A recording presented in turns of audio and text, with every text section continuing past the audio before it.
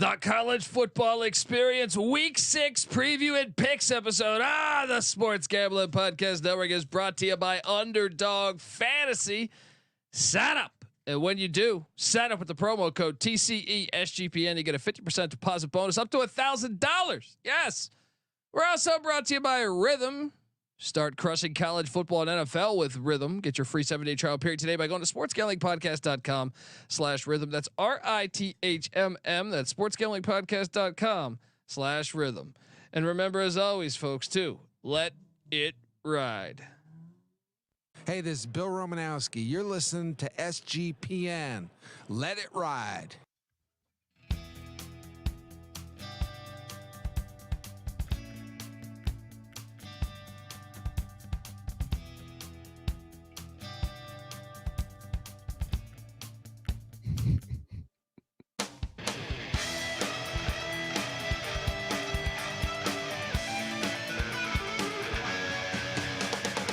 Yes, yes, yes. Woo! Welcome to the college football experience. Week 6 preview and picks. Oh boy, we're already on week 6. Excited to talk ball here and go through every damn FBS game on this episode. And remember, the FCS college football experience, for every FCS game. We had bangers last week. It was fantastic.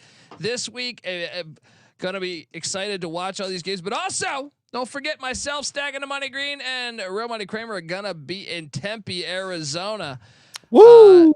Sun Devils, legendary Sun Devil Stadium. Whoa. Get yourself out there, and we're gonna hit a casino after. So you're invited to lose all your money and just get completely cherry bombed. So hop on over there and do it. All right, from wherever you're at in the universe, jump on in to Tempe, Arizona. YouTube.com/The College Experience. If you're wondering who the hell you're listening to, my name is Kobe Swing at Database Dan, aka Pick D. That's not a pick. This is a pick. He was raised in the land down under, where a man thinks on his feet, speaks with his fists, and lives by his wits. When Dundee happened, he was a superstar. He's the kind of guy that would drink a gallon of gasoline so he could piss in your campfire. You could drop this guy off at the Arctic Circle wearing a pair of bikini underwear without his toothbrush, and tomorrow afternoon he's going to show up at your poolside with $1 million smile and a fistful of pesos. Oh, last week I had $1 million smile all week. Moneyline plays the Colorado Buffaloes. Nice. I mean, the Kentucky Wildcats. Freaking real nice. Biff Poggi doing me a solid. Which rather beat? They got Rice. Rice. 7-point dogs. Got Nice. it done. Sam Houston State. I mean, we can go on and on and on. Comeback City. Nicholas in the chat. Can we get Patty C to shotgun a beer? to That's start our dangerous. episode? Well, Keep throwing $10 at me. well, as long as they're not Mick Ultras. What I learned about Planet Earth is that maybe there's a cheat code to getting extremely fucked up by shotgunning Mick Ultras. It's the thin can. It just You would think. rockets it down your throat.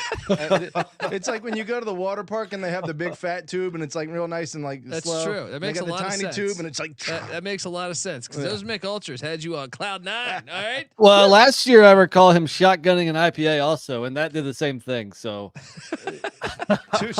Of course, one's like 10% alcohol by volume. The other factor here was that I was drinking for like 12 straight hours before the episode too, so might have played a part in that too. excuses. Yeah. Those poor bastards at Dave and Buster's had no idea what they were getting into. I just wanted to play Pop and Shot or whatever the fuck that's right. called. Skee-ball. Ball. Yeah. There was this guy. Get outta here, kid. There was this guy that smelled like Christian Slater. Anyway, boy. are you really? You're already into this, huh? I'm already into it, Buddy, we really got to work on this. Okay. After this, you're really going to grab the napkin because last time I don't think you did. And you're right. and I got in a little. You There got was a heat. little- There was heat You caught about a little that. heat? Yeah. Oh, shit. All right. YouTube.com/The College Experience. The silver bullet, cold activated can. Getting Is, rocking early and often. That's the way we do it. Hey, week 6 has arrived. Week 6. There you go. Oh, buddy. We got to send you to school. Like, it's impressive that you're shotgunning. Hasn't improved. Yeah, I mean I feel like half of it goes on your shirt. Give me 2 seconds. I'm gonna get this. Yeah, let's do that. Here Let's you do go. that. Keep going. Don't worry, I'll keep talking about something. I am joined by look. I haven't even introduced the guy yet. He's fucking shotgunning. I am joined by the DFS god himself. Give it up for the rooftop IPA drinking, home brew making, tobacco road living, the free life giving, former Herndon Basketball League MVP. Give it up for NC Nick. Ain't the place to be. There we go. What's going on, man? I mean, I'll simply crack my beer and sip on it. Thank you. I feel like Patty C's turning into Steve-O. Pretty soon he's gonna the just chat like starts listening and he'll do anything. They're like, "Hey, Patty C, pretty why soon don't he's you put a gonna Coors Light in your asshole?" Our buddy Hogan learned the trick early on me. His go-to line was "Don't be a bitch," and I can't turn that down. No matter what the challenge is, don't be a bitch. Like, all right, here we go. What are you calling me, chicken? Yeah, pretty Yeah. much. So Hogan's like Biff Tannen. Anyway, all right. I am also joined by a third man in the booth here. Give it up for former JMU Duke defensive back, the burrito eating, sideline kiss stealing, wheeling and dealing, Patty C in the place to be. Hi-oh. Let's go. Yeah, boy. Shout out to the chat rocking along. We appreciate you. This song just like you ever. Am I a weirdo if I drive around LA with this one playing? Not at all. Dude, I'm telling you. Have you seen LA lately? I think there's a lot weirder people than you. So blast it, man. That is true.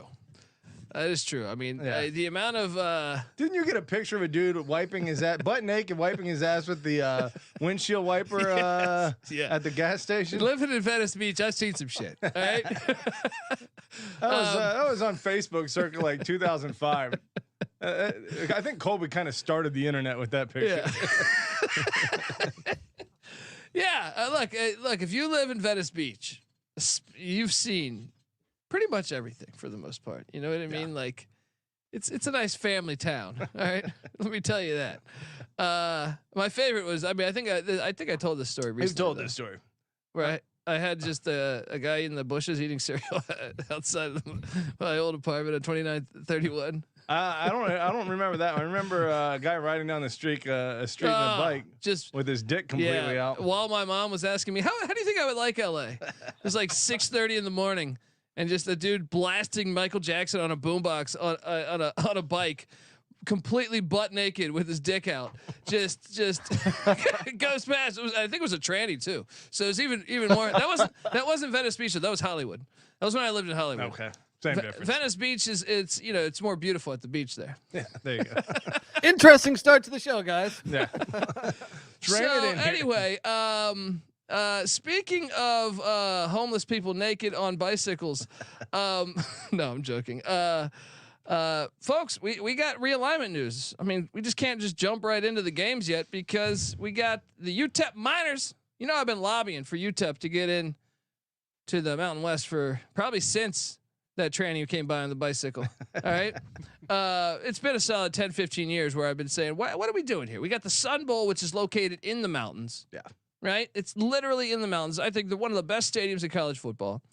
And that's where they should play their championship game. They're rivals with New Mexico State and New Mexico. We'll see if they get New Mexico State in there. Probably New Mexico's probably keeping them out. Those bastards. Who knows?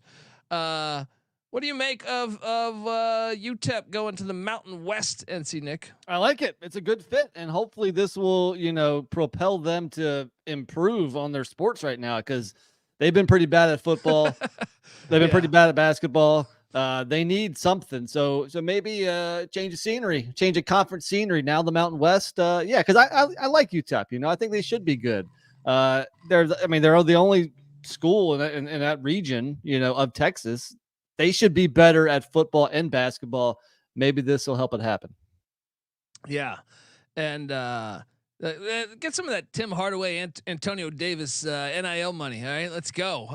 Shout out to LFG. Venice Beach might be a nice family town, but this ain't a nice family show. Well, I beg to differ. Are we not a family show? This is the Modern Family. So I'm saying. Fuck. Married with Children. Is that not a family show? That's right. That's right. All right. 4 touchdowns, 1 game. Polk high. All right. Legend. Patty C, what do you make of UTEP to the Mountain West? No, wait. Is it New Mexico State or New Mexico that's right next to them in the New Mexico State. Okay. Yeah. So they don't have a say, but New Mexico maybe just by proximity. I mean, it's only a few hours away. Yeah. I was thinking It's like 3 hours away, I think. I guess 3.5. geography is out of the question now as a factor in determining realignment. But I think what makes me want to see realignment happen to an extent is still geography. And so I think, even though I think of Texas as a little bit outside of the Mountain West footprint, just because it's UTEP and it's so far, and it's in the mountains. Yeah, That's like the one part of Texas you can go stretch into. those mountains. I mean, you They can get stretch snow. the conference. They get snow. I watched the Sun Bowl, West Virginia, Oklahoma State in the snow, Washington State, Central Michigan, I think, or Washington State, Miami. One of those ones at the Sun Bowl was in the, multiple games in the snow there at the Sun Bowl. I imagine that's like the same mountain range. You know, it's not the Rockies per se, but it's in the the foothills of the Rockies essentially. And you got Juarez right there. Yeah, So you can go get cocaine, prostitutes, that's the everything NIL you money, want. right? Yeah, that's true. Get El Chapo. Let me ask you this, Colby. Is it a better get than Texas State would have been? Because it sounds like Texas State just declined the Mountain West. Well, I actually do think it's a better get than Texas State because of the television market. El Paso's a huge fucking city. Does anybody watch football? Not like American football there.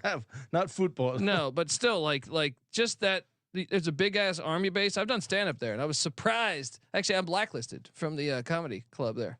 And wow. So that's that's another story we have to tell you. I'm not allowed to do stand up in El Paso.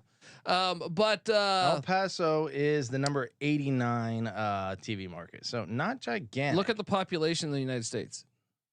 Look at the population for cities. El Paso's like pretty high up there, dude. I wonder if it's just the city itself that I don't know. I would feel like TV market would fall within that, but yeah, I've seen that. I thought El Paso was much higher than that. Yeah, and then I have the I have what's it called, the Army base, right? Or not I have, but they have the Army base right there. So you have a gigantic Army base like within, because when I did the stand up shows, dude, your whole crowd was fucking Army people. Yeah. Of course, San Marcos is halfway in between Austin and San Antonio. I mean, that's a pretty good market too. True. You're right. It's the number 23 biggest city. That's what I'm saying. UTEP's. They must have El no Paso's suburbs. Gigantic. Yeah. It's a fucking gigantic city as far as people. Almost 700,000 people there. Yeah. That's a big market to draw from. Anyway, so I do think actually, well, Texas State's better in football, but for 1 year. It's not like Texas State was good for the past 20 years. They've both been shit programs for a long time. Yeah. But UTEP basketball, it wasn't that long ago that they were having some success. Yeah. Yeah. So yeah, and let's not act. I don't know. I'm kind of talking on my ass as far as Texas State, what they've done to invest in their program. Obviously, they have a nice stadium there, so maybe they have been doing some serious investment into the program. But it seems like it's just G.J. Kinney, right? It seems like it's one good hire. You kind of like they went with your boy Everett Withers. That didn't work out. That didn't work out. No. It's not like they have a long track record of success, Patty. I agree. Right. And UTSA did the same thing. You just go in and get the best high school football coach in the state of Texas. All of a sudden, you're a winning program. Yeah. Which goes to show just how damn good football in Texas high school football is. But another thing, Nick, is they're rivals with New Mexico. Yeah. So it kind of fits a little bit more. Texas State, I don't think, has that history. Well, you know who else is? New Mexico State. Yeah. And that's why I'm hoping they get them next. But I wonder if the Lobos are getting blackballed. I wonder if they're saying, "Hey, don't get the Aggies because we'll leave to the Pac-12 or the Pac-8 or whatever the fuck you're calling it." Right? But honestly, I mean, I know people have been saying this, and maybe it doesn't make sense financially. But if this conference wants to be good, if the two conferences, the new Pac-8 or whatever you call it, or in the Mountain West, if they want to be a good conference, it looks like they have to merge, because right now they're getting declined. Both conferences are getting declined by other teams. We know that all those AAC teams declined the Pac-8 or whatever you want to call it. Yeah. Now Texas State declines the Mountain West. Those two conferences, apart from each other, are not very good. So maybe they should merge. Maybe it'll happen down the road. I don't know. But right now it seems like neither of them are in a great Life position. goes on. Look, if you're worried about look, my credit card declines all the time, and I'm still fucking happy. All right, so you can't ruin my happiness. I like the UTEP anyway. get. I like the UTEP get. Let me tell you what, too. If they did combine conferences with the other news of like the Big Ten and SEC trying to have this meeting to discuss guaranteeing them each of them 4 auto bids in the playoff, maybe a stronger conference like to guarantee yourself and to negotiate an auto bid for a big Western conference might be a smart move, because I don't know how often. I would assume one of those 2 conferences gets a spot most years, you know? Yeah. So I don't know if that's a good move, but I think they might be able to negotiate that. Hey, Noah, I don't normally like to kick people out, but can we kick out this person that's just bombarding the fucking chat? But we have authority to kick him out just because, he's just, I look at all I see is that, you know what I mean? So, anyway, and the next guy too. Yeah. If there's another guy in there, just police that one. All right. I don't normally, normally I'm like, even if people are talking shit to me, they could stay in the chat, but he wasn't even talking shit to me. Right. If you're gonna come in there and pollute this thing, at least call me a gap tooth piece of shit. You know what I mean? Don't worry. Private Bean Flick is on it. Gonzaga.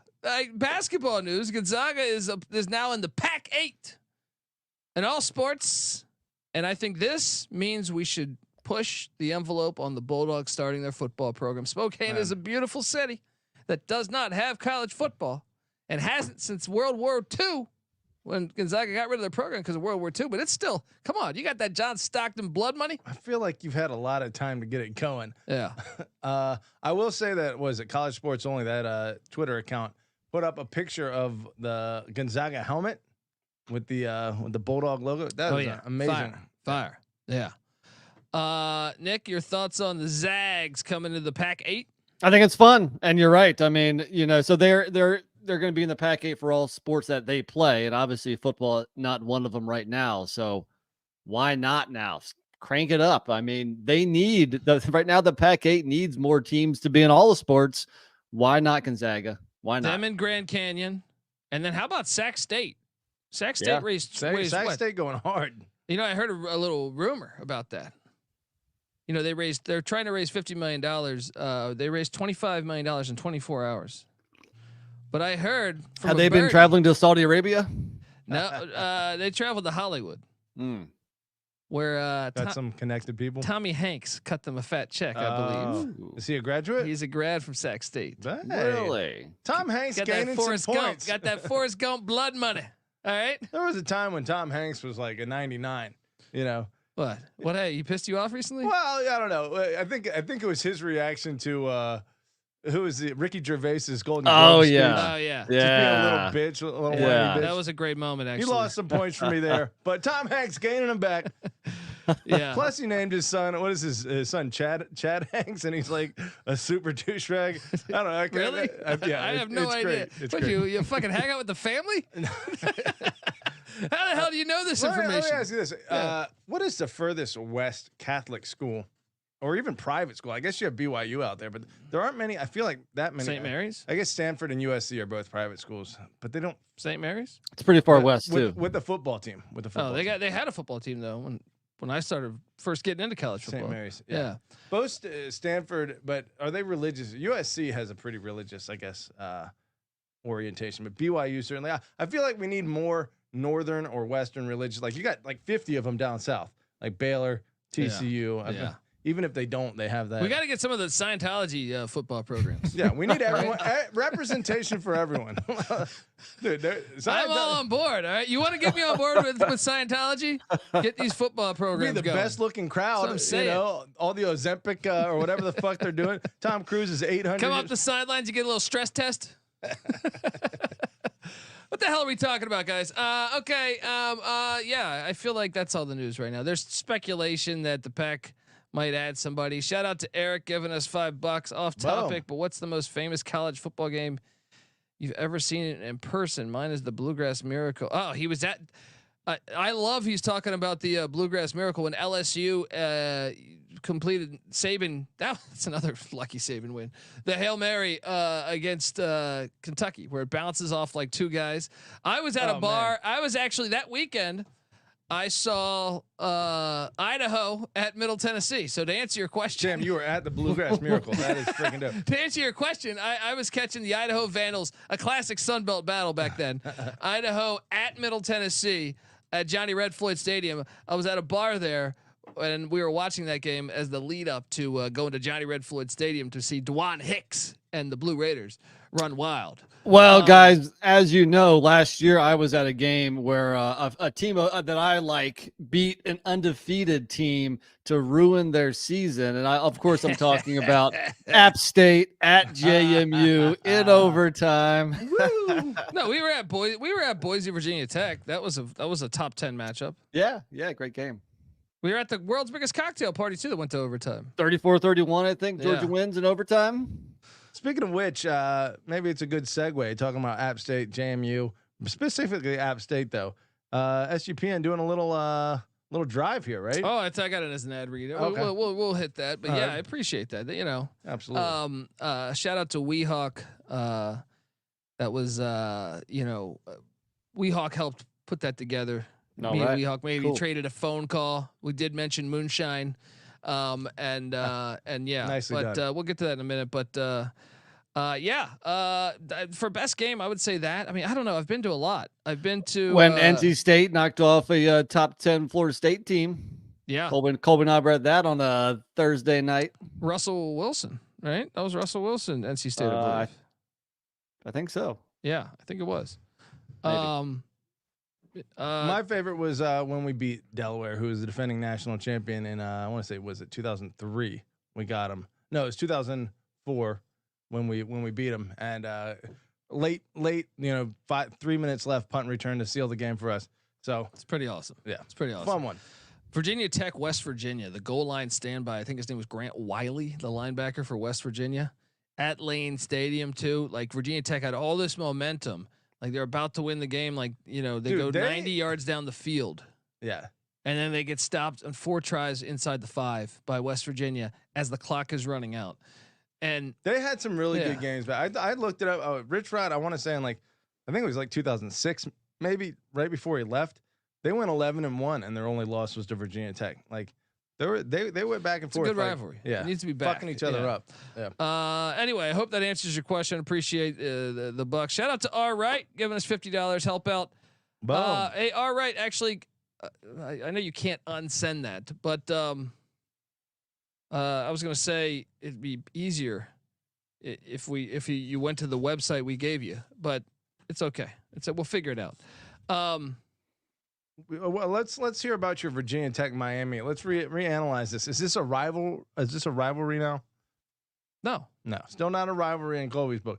Both teams have to consider it a rivalry to be a rivalry. That's not true. I think there can be a snooty team in the rivalry, and there can be. So you're saying because they got fucked over, it makes it a rivalry now? Well, I think it's a hugely important matchup. Add something to it, sure. Yeah, I think Ohio State Penn State is a rivalry, even if Ohio State doesn't admit it. I guess you could have a point there. Yeah. All right, fair. It's a minor rivalry. Yeah, it's a second tier rivalry, but it's still a fun one. Still a fun one. All right, folks. Look, I want to tell you. Yeah, I guess I should read it now. We're already 20 minutes in.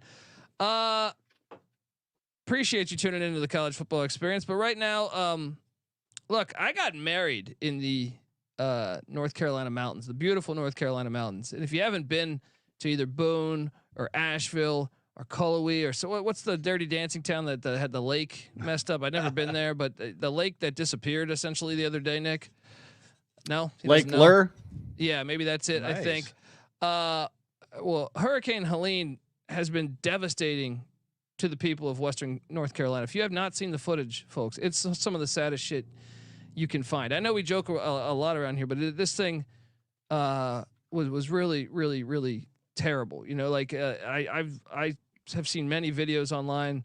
My mother had called me the other day and was talking about it. And while she was talking on speakerphone, I was looking at some of the footage, and it's just really heartbreaking what is going on over there. So we reached out to Weehawk and did what we saw, figured out a few things to donate essentially to their local charity, mountainprojects.org.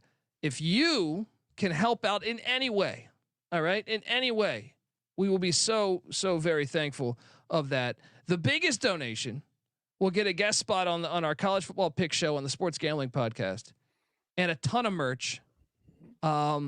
Please, if you can, look, I can't tell you how many people have DM'd me saying thanks for the pick, Dundee. If you're ever wherever, Kansas City, if you're ever in Tennessee, if you're ever, I'd buy you a beer. Look, and I appreciate that. But if I could trade that in essentially for you to get on over to mountainprojects.org and throw just that beer money in there, just $5, even if you don't have much money, it would mean much more to me than you buying a beer for me, with all due respect. So please, if you can, go to mountainprojects.org and hit flood support, help out today. These are our brothers and sisters. So please, if you can, get on over there and do that and let it ride. All right. All right. Back. We're supposed to pick games, right? Guess we We need to bring the energy back up. Yeah, that part. it's true. I mean, well, that's the best part about sports. Sports can be a great distraction. You know what I mean? Patty C was my roommate. One time he burnt down the apartment, but the game was on. So I had. And sports also brings people together. So we could come together now in help of a good cause. And like I said, it's always good to have a little bit of good gambling mojo, get It that really karma, is. get that karma on your side. Right. So I'm saying, like, what is $5 right now? If everyone in the chat, I see 218 people watching right now. If we all take $5 and throw it in there, you're going to feel better about yourself, first off. And then Someone's got $1 grand on the we're other going to side. help some people that are, like I said, this is people that, these are Americans that live right there with us. So help them out, man. They Let's lost go. their houses, maybe Yeah. probably lost their jobs because the job is gone. I mean, their life is just completely, upended. So anyway. Yeah, let's go. Please, if you can, hop on over there. Yeah, probably anything helps at this point. That's what I'm saying. It doesn't have to be like, yes, cool. The biggest donation. We want the biggest donations we can get, and you'll come on the show. But even if not, please, just whatever you can do. All right. Yeah. All right. We got games this week on Thursday and Friday, and we got a good slew of them, folks. Let's get to this. Wait a second. Let me see if I can figure this out. Texas State is heading to Troy, Alabama, take on these Troy Trojans. Gerard Parker hire? It's not necessarily lighting the world on fire right now. NC Nick, Texas State. We cashed in on Sam Houston State last week. We did. And Crazy comeback. That game was wild. Last week was actually the best week of college football. It was fire week. The best week of week games. 5 should be a pretty good week. That was so many good games. Texas State's laying 13.5 at the Vet there in Troy, Alabama. The over under at 57.5. These are weekday games. I will be betting on these. So with that, I will say this is the one that I don't trust. So I'm not going to actually lock this one. But I will probably be placing a wager on Texas State minus the 13.5 because I don't think Troy's any good. Nick, what are you doing here? Yeah, I agree. I mean, Texas State, they lost their last 2 games by a combined 4 points, against Arizona State and then against Sam Houston. Both of those were at home. So this is their first road game of the year. Sometimes when you lose a couple close games like that, maybe it's good to go on the road. I just think that their offense is still very good. And Troy's isn't. I mean, Troy is 109th in scoring offense, 99th in passing, 88th in run. They don't do anything good offensively. So how are they going to keep pace with a pissed off Texas State team that's lost 2 in a row and they're trying to get back in the win column with that fire offense? So I'm with you. I'm going to go Texas State. I'm going to go lock it up. My only problem is that a lot of these weekday games, there's a lot of double-digit road favorites, and it's easy to go chalk on all of them because the home teams, the dogs, suck. So I'm a little worried about that, but just looking at this game itself, I think Texas State rolls here. So I'm with you, and I'll lock it up too. Well, that's what I'm saying. I think we have to bet this, so I'm gonna lock it, but it's not like a traditional lock. This is like I don't feel the same way as I do like the games on the Saturday slate This is one where I'm just like, yeah, it's Thursday. What are we going to do? Well, of course we're going to bet on this. I'll also throw out Texas State -6.5 first half. Oh, that's even better. That's even better. Let's go. Double lock on the Bobcats. Patty C, what are you doing here? Well, I'm leaning to agree with you guys, but let's throw Troy a bone a little bit. Nevada has turned into a decent team. They lost to them by 2 on the first day with a new coach at the helm. And Nevada's gone on to go 2-3 right now, but close losses of their own to SMU and Georgia Southern, who are decent programs. So maybe Nevada is better than that 2-3 record, and so that 2-point. I think the difference is that Nevada was in the same spot as Troy. Yeah. Troy was returning a lot of production, or I mean, not a lot, but more than Nevada. Yeah. And Choate comes in, and Nevada's instantly good. Where Troy, you watch them, and you go, ugh, I don't know. Yeah, I agree with you. They didn't look, they haven't looked great, but. Again, they did get throttled by Memphis and to some extent by Iowa. They lost close to ULM, but only having 9 points at home against ULM, that's a fucking red flag. Yeah, it is a red flag. So I am going to agree with you. And like Nick said, 109 also in the total offense category for Troy. Texas State number 22, meanwhile. And then I would believe 56 for Texas State and 77 for Troy defensively. So comparable defenses, but Texas State's offense is so much better that they're eventually going to pull away. So, yeah, 13.5, I think they cover on the road. Lock? No. Okay. I'm not getting all, happy off the top here. Okay. I mean, this is actually the one that I feel better about on the ones on Thursday. The next game, we are going to the Sun Bowl. Speaking of the devil, we just talked about UTEP.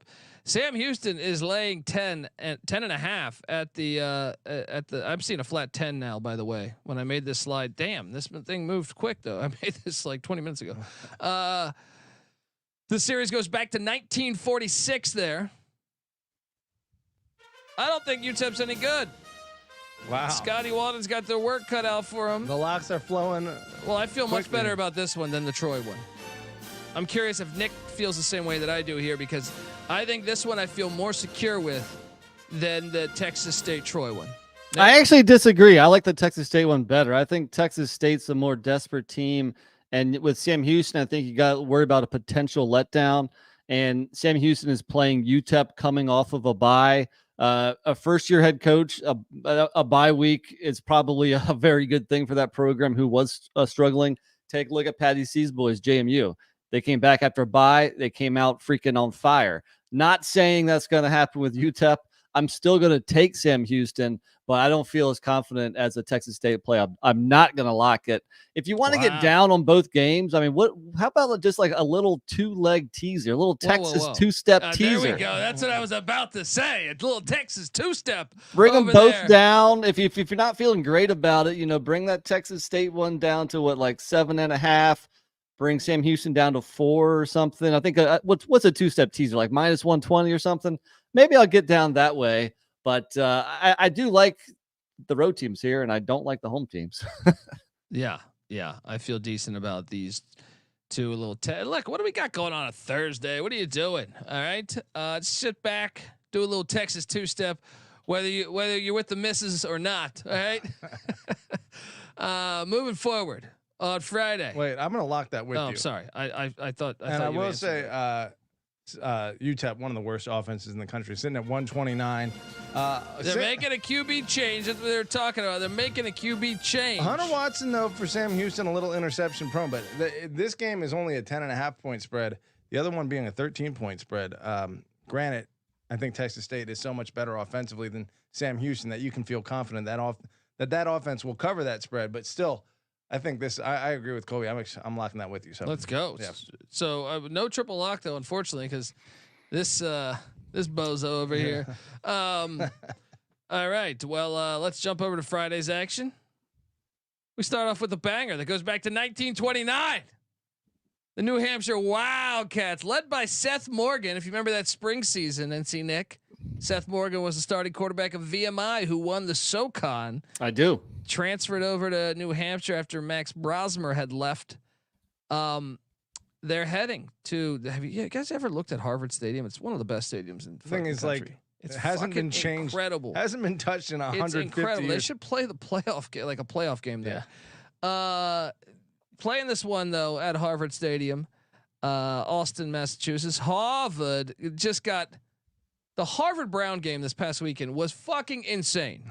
All right, Harvard blew I think it was a 13-point lead with about a minute and 30 seconds left on some Tony Romo shit with the field goal hold.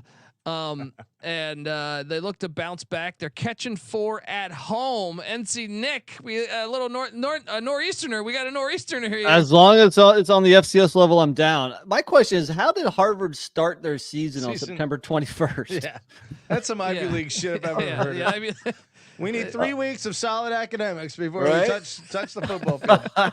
But you know what? I like that. After the close loss, I like the bounce back spot. They're at home, and if in the FCS, you take the points. So give me the Crimson. That's what I'm saying. It's a Friday night game. A classic nor'easterner coming in, Patty C. Having watched enough CAA football in my life and comparing it to the Ivy League, I have to disagree with you.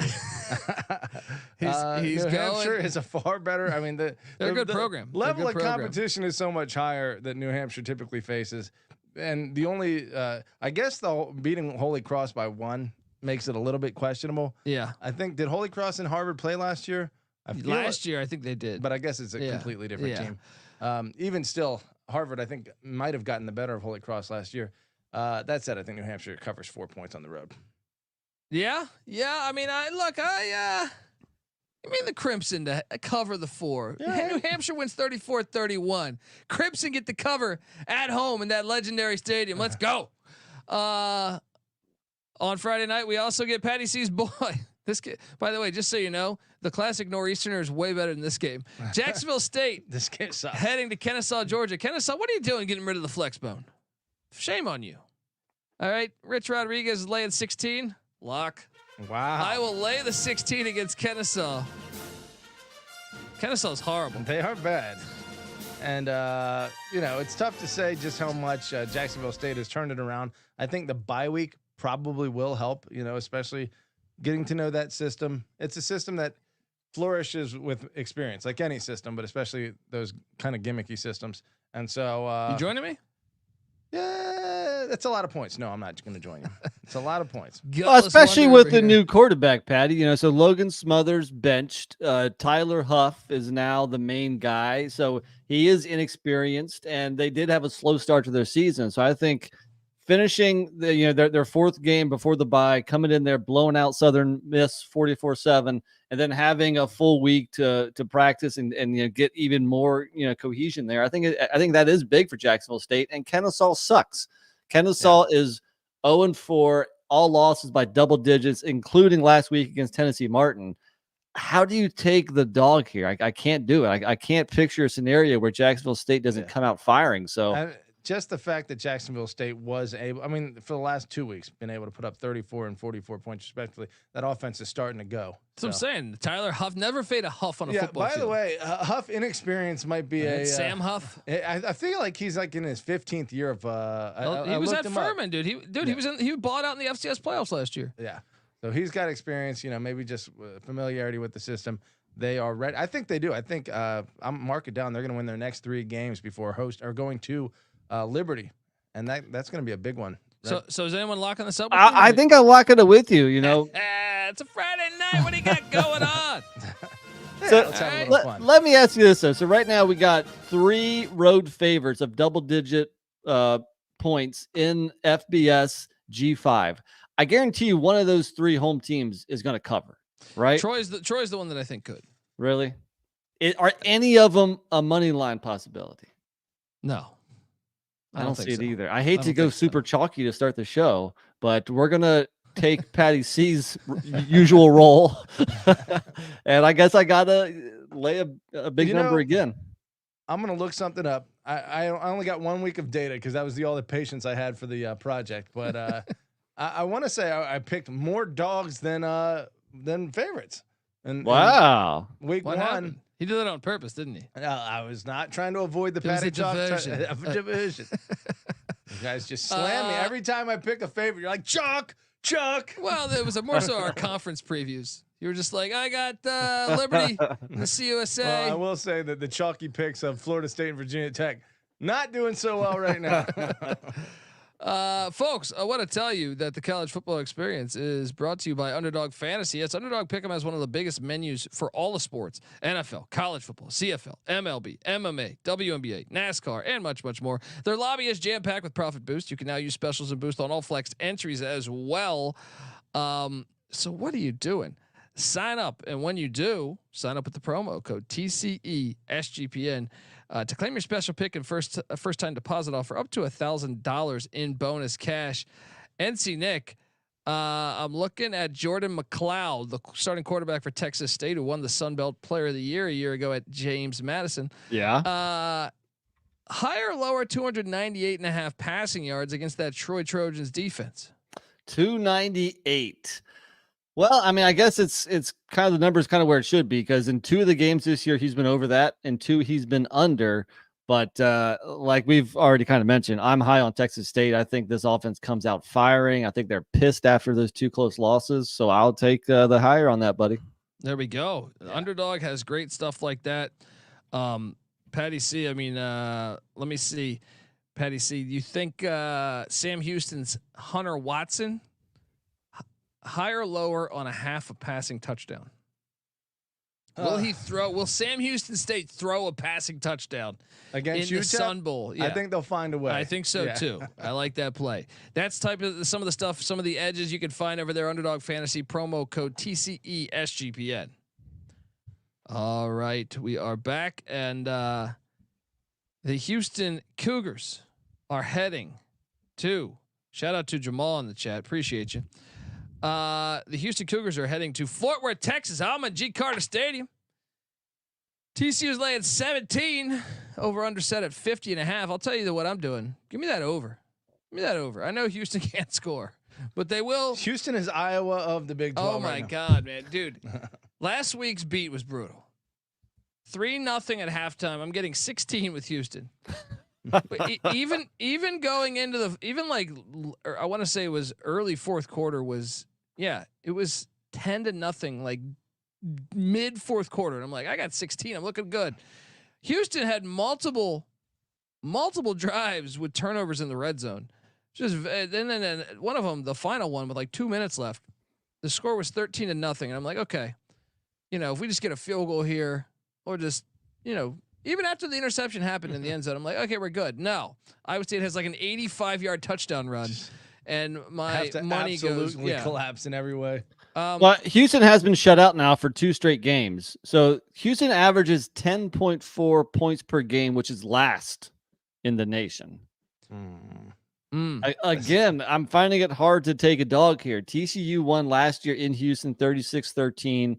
TCU is not a complete team, but they do have a pretty nice offense. They're going to put up points. TCU is going to be in the 30s, at least. So how many points can Houston score is the question. I'll take the points.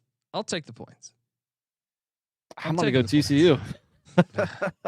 Give me a dog. It's tough. Joseph Manjack is questionable, though. We should note that if you're betting on Houston. TCU 99 spots higher on the national offensive rankings, number 25 versus number 124. So significantly better offensively. Josh Hoover leading the nation in pass completions, 3rd in passing yards. So he is balling out in Sonny Dykes' system over there. Still, I'm kind of with you, Cole. I think even on the road, points. Yeah, sprinkle a little bit on that money line, huh? Yeah. I will say this with my favorites. I like the G5 favorites a lot more so than TCU here. I'm not touching this one. Well, I'll touch this next one here. Michigan State is heading into Autzen Stadium. There's new Big Ten Fridays. Series goes back to 1979. That got you 24 points. I will take the 24 points at Michigan State. I don't think Oregon is some world beater here. They have gotten better over the past few weeks. They didn't cover last week against UCLA. What was that spread? Like 24, I think, right? Yeah, it was 24. They won by 21, I think. Yeah. Is that right? And I think Michigan State's a lot better than UCLA. Going into the fourth quarter, it was 28-13. It wasn't like Oregon was just like completely crushing the very bad team last week. So I agree. I'm gonna finally get on dog here, but I don't know if I'm gonna bet it. Bet all these are on Friday. What are you gonna do? Got a couple CFL games going on though. It should be considered too. Jonathan Smith, Oregon State head coach. He's coached against the Ducks before. That's true. He has a history of going up against Lanning. So give me the points all day here. Lock it up. Patty, you coming or what? No, I'm not. I need some more bets. I'm a little light on locks this week. Colby, I'll ride with you. Let's go. I need a dog in here. Come on, Sparty. Let's go. And come on, you got family. You got family there. You're connected to Michigan State, buddy. Don't tell Beanick. Another potential tease spot. You feel better if you teased up to 30? Definitely. Actually, you could throw out let's do that. I have a great Friday teaser we can give out then. Because I think you bring Jacksonville State down to 10. Yeah. You bring Michigan State up to 30, and then the next game going on in Las Vegas, I will take too. So, Patty C, you taking the 24 or no? I think I am, but I'm going to say this: UCLA probably a little better than we're giving them credit for. They're not better than Michigan State. Hanging around, not better than Michigan State necessarily, but hanging around with LSU for a few quarters there. Hanging around with Oregon, like Nick said. Obviously, getting smacked by the greatest team in the world, Indiana. And then barely squeaking by. JMU West. Yeah, JMU West. But I feel like maybe UCLA is getting better every week. That said, I think Jonathan Smith is a good enough coach. And those early performances, even though Boise, the win by Oregon over Boise isn't so questionable anymore because Boise looks great. And you said Idaho might be the best team in the FCS. But they lost last week to UC Davis. Okay, so that's out the window. I am on Oregon State to cover. Or Michigan State rather. Yeah, Oregon State. As Jeff points in the chat, I mean, Oregon does have Ohio State on deck next weekend, so it's an easy look. It's a great spot to take Michigan State. Actually, yeah. If they, I mean, I don't know if they're trying to stay vanilla for it, but maybe they don't pull out all the tricks. So, well, I'm going to keep these dogs playing because next we're going to the desert, and Haj Malik Williams looked fantastic for UNLV last week, but Honda McCords, they're scattered throughout Las Vegas, right? And the Syracuse Orangemen are coming in there. It's a big. They're doing a big expo in Vegas too. Sean was talking about this. I forget what expo it is. Is it the porn awards? No, there's gonna be a lot of New Yorkers out there, but maybe they come out for the porn awards too. Syracuse is going to win this game, guys, or at least going to cover. So that's another thing. If you the third leg of that tease, put Syracuse up to 13 there. You're good. I have no idea how you can be that confident. Why? What do you mean? That Syracuse will win this game or cover 7. UNLV has looked phenomenal. What do you mean against Kansas? They should have lost to Kansas. They just hung 59 on Fresno last week. Okay, but you said it yourself. Fresno looked good against Michigan. They did. So is Fresno? Did they get worse over the following 3 weeks? They did. Okay. They had some injuries. Yeah. Okay, but that much worse. And then, dude, slapping Houston, who has hung with Houston. Oklahoma. We just talked about they haven't scored in 2 weeks. But they hung with Oklahoma. What the fuck are you talking about? I agree with Colby. I think it's too many points. I mean, I think it started at like 6 or 7. Once it got to 7, I'm going to bet Syracuse also. UNLV is 4-0 ATS. Maybe it's about time we fade some of those undefeated ATS teams because they can't keep on covering. There's some aggression coming. So I'll ride with you. I'll take the Cuse. I'll lock it up. Think about the emotional roller coaster there. They all got up last week because it's like a statement game. Haj Malik Williams, can he fill the shoes for Matt Sluka? He did. Syracuse is in a good spot. Syracuse played an FCS. They were on bye 2 weeks ago, and then they got Holy Cross. So they've just cruised on in. All right. Syracuse wins this game. They win it outright. Plus 210 on the money line. Take it in the tees plus 13. Take the plus 7. You got all your options covered. Victory lane, double lock. Me and Beautiful. MC Nick, Patty C. What are you doing? Well, guess what? It's going to be a 2 versus 1 lock battle because I'm all over UNLV here. I tell you, is that the Tark Shark over there? What the fuck is going on? No, it's Patty Chalk. Yeah, taking the group of 5 team is now They're the 7-point favorites. Is now the chalky pick. Whatever. It's for a reason. Maybe it's because they're in Vegas. No one goes to those games. That's true. We got a battle. NC Nick, Pick Dundee with the Orangemen. Patty C going with the Rebs of UNLV. Syracuse has a mediocre defense that UNLV will exploit. Count on it. All right. That's our Friday action. All right. So now we jump into Saturday. But before we do that, I want to let you know that the College Football Experience is brought to you by Rhythm. SGPN's proud partner. Rhythm is the #1 AI-powered sports betting platform that helps provide bettors of all levels the ability to build custom predictive betting models in seconds and get predictions for betting on money lines, spreads, totals, props. You can build your own model. I recommend it, actually. I did that, built my own model, and boom, it adjusts around that. Or you could copy one of the top models from the leaderboard. Rhythm gives you predictions for every game, player prop, also has a slew of stats, research, and trend analysis to give you even more betting insight. I mean, anything you want. All right. You got to check it out. I'm going to give you, since this is, I don't want to give you one of the games we've already talked about. I will say, load up on the Hamilton Ticats Friday against those Bombers. Bombers clinched last week. They're heading into the Hammer. You don't just go into Scott Milanovich's home stadium and get a dub. So give me the Ticats there. Claim your free 7-day trial period today by going to sportsgamblingpodcast.com/rhythm. That's sportsgamblingpodcast.com/RITHMM. That's sportsgamblingpodcast.com/rhythm. We're also brought to you by BetUS. Yes. Bet with the best in the business with BetUS. BetUS has been around for more than 30 years. You can easily deposit using cryptocurrency and get lightning fast payouts. So what are you doing? Jump on over there. Use our link to sign up, and you get 125% deposit bonus on your first 3 deposits. Wow. Go to sportsgamblingpodcast.com/BetUS. That's sportsgamblingpodcast.com/BetUS. Promo code SGPN so they know that we sent you. BetUS, America's favorite sports book. All right, we are back, and let's go. We got a classic Carolina Classic. NC Nick says we got the Wake Forest Demon Deacons. You going to this one? Going down to Carter Finley Stadium? No, I don't think so. I mean, why go to a game of 2 shit teams where I can watch better games on TV, right? Yeah, you look at NC State's record. They're 3-2, and it's like, yeah, they're not bad. You play the tape, you're like, good God. Did you watch that Northern Illinois game, Nick? I saw enough of it. They only had 1 offensive drive with points. Yeah, because they had that defensive touchdown, that fumble return for touchdown. Yeah, and the other one another one was a turnover. They got the ball to 1. Yeah. So it's like they scored 17 points and only the whole game only had 1 drive with points. They're bad. Yeah. Wake's going to beat them. Yeah. Wake Forest is pretty bad too. Actually, you know what? I can't do it.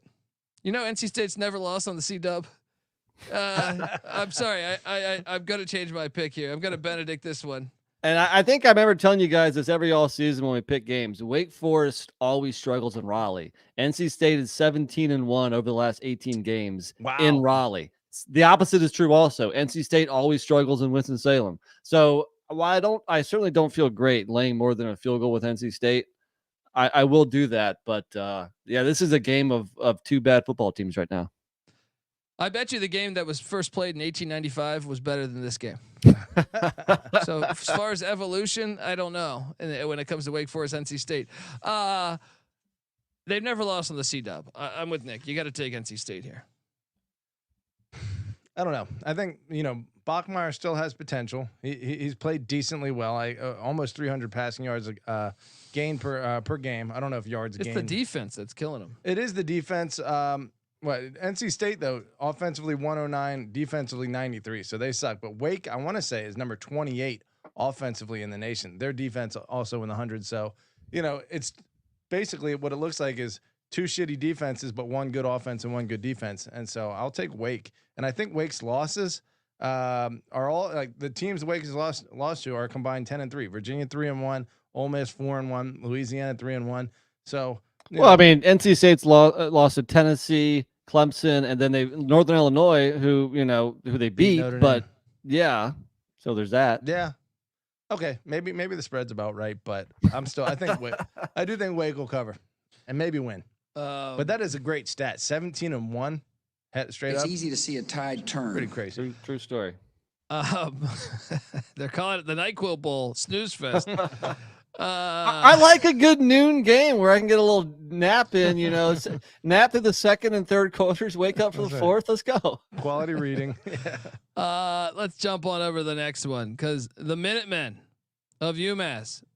Oh boy, did you guys catch that? UMass probably should have beat Miami, Ohio last week. Crazy game there. Miami, Ohio won it in overtime. They're heading into DeKalb. Didn't catch that one. They're getting 17. The Dave and Buster's didn't have UMass on. Bastards. They're getting 17 in DeKalb. UMass gonna cover this, guys. I you know what? Fuck it. Lock. Woo! I will take UMass plus 17. If you want the logic, they lost by 14 to Eastern Michigan, game 1, and that was the game they looked shittiest to me. Well, actually, no, it was Buffalo, but they almost beat Toledo. They almost beat Miami, Ohio. They had the lead in the fourth quarter against Toledo and Miami, Ohio. They could cover 17 in DeKalb. Northern Illinois will win because UMass just finds ways to lose. But 17 is too much. I would set this line probably at 11, 10, something like that. Give me the Minutemen to get the cover. NC Nick, you coming? No, bet UMass? Hell no. I agree. I think if I'm just picking this game, I'm going to pick UMass because I think 17 is too much. UMass showing signs of life, maybe a little bit. I'll take the points here, but I'm not betting on UMass. Get the hell out of here.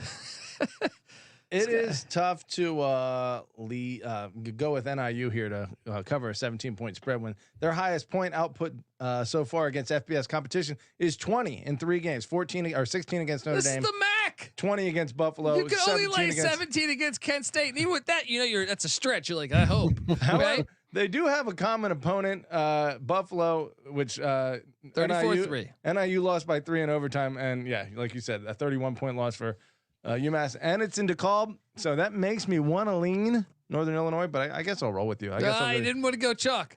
We got inside of his fucking head.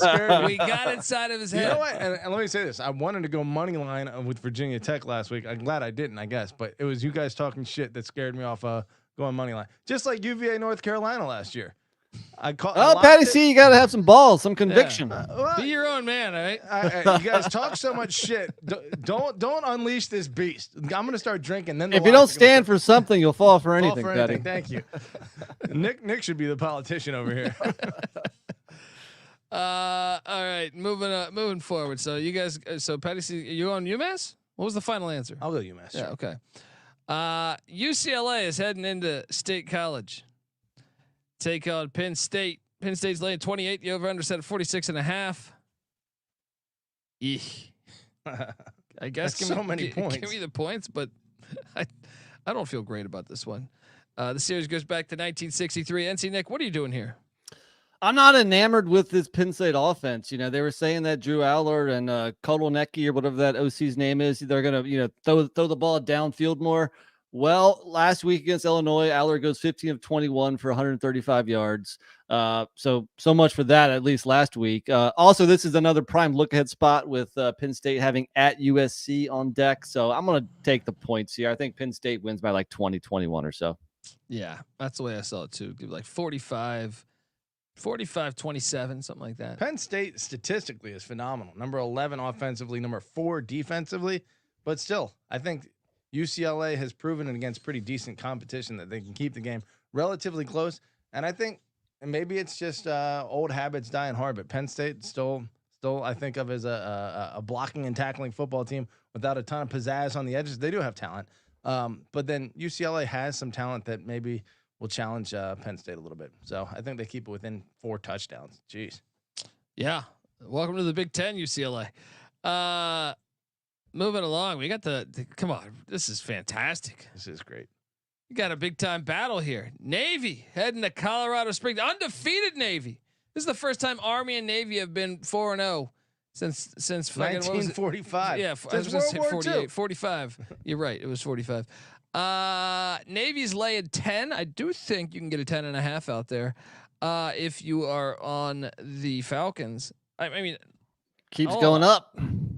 I'll tell you this: you got to take the points. I mean, I understand Navy's doing the single wing, but I still think like Air Force, they look like shit this year, but they kind of are familiar with what you're trying to run. When two service academy play and one is favored by double digits, I mean, I And think one's it's a at rule. home too. I think it's a rule. You have to take the points. So give me Air Force. Is this a lock? No, they look pretty bad this year too. They do. What about that over under on 34.5? Well, if you're taking the points, you probably like the under. I like the under. I like the under. Give me a. This is like Navy wins 16 9. Patty C, what are you doing here? Navy hasn't won this game by more than 10 points since 2015.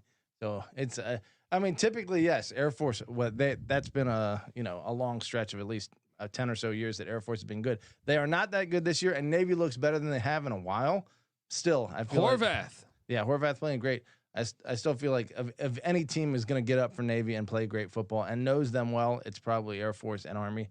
And those games are often close. So I'm going to go Air Force to cover this. All right, let's go. No locks though, huh?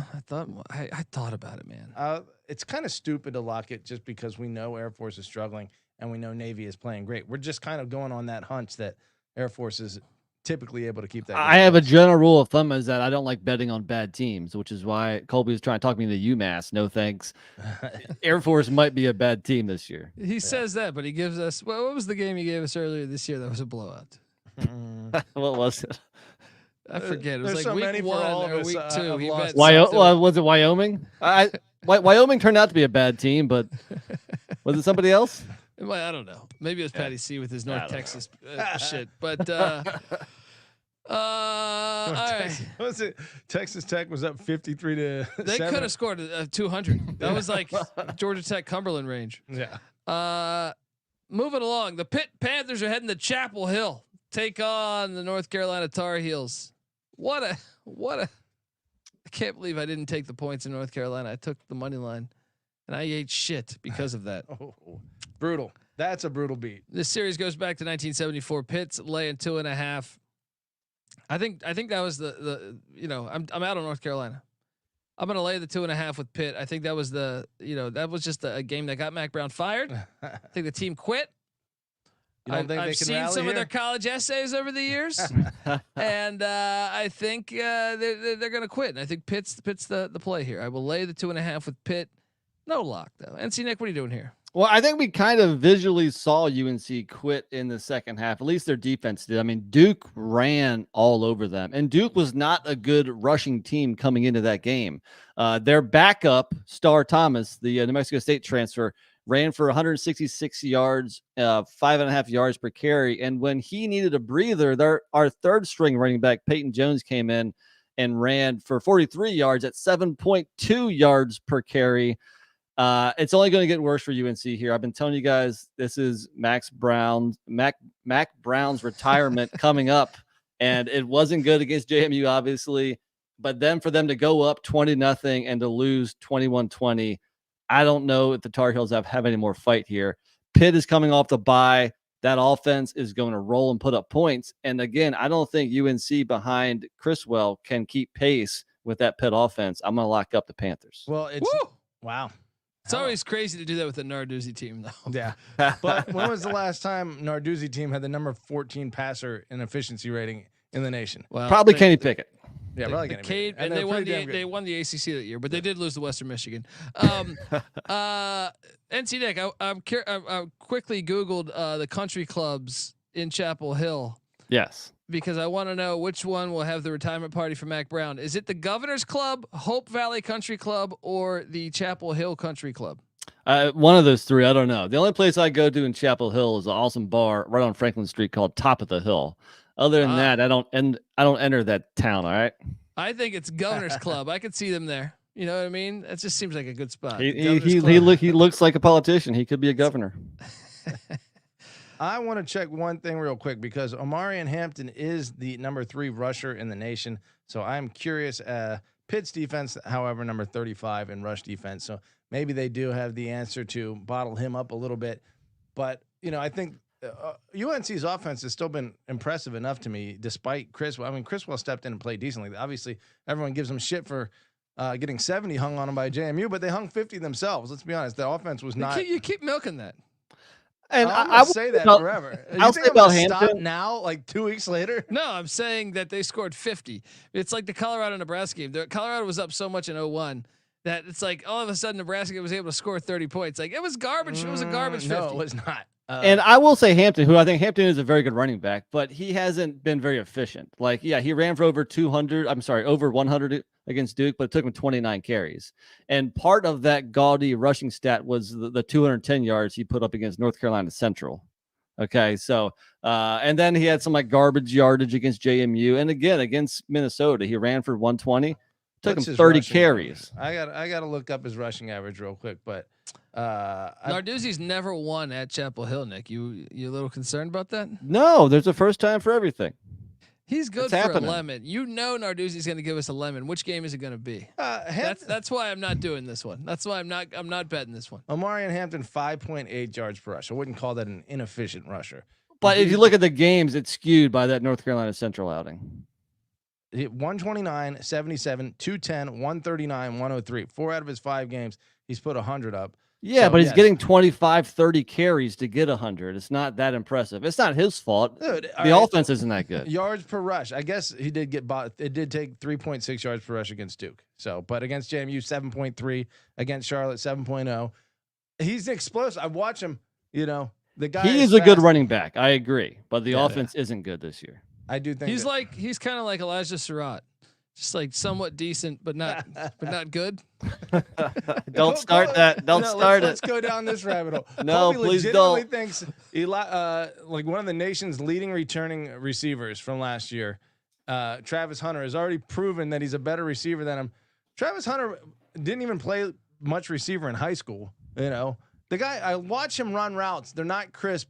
He's fast and athletic, yes, and they throw the ball to him. He finds a way to catch it. But it just doesn't look like he is a polished receiver. He's athletic as shit. Top 5 wide receiver in the country right now. You're top 5. Maybe let me. I would have to check the stats on that.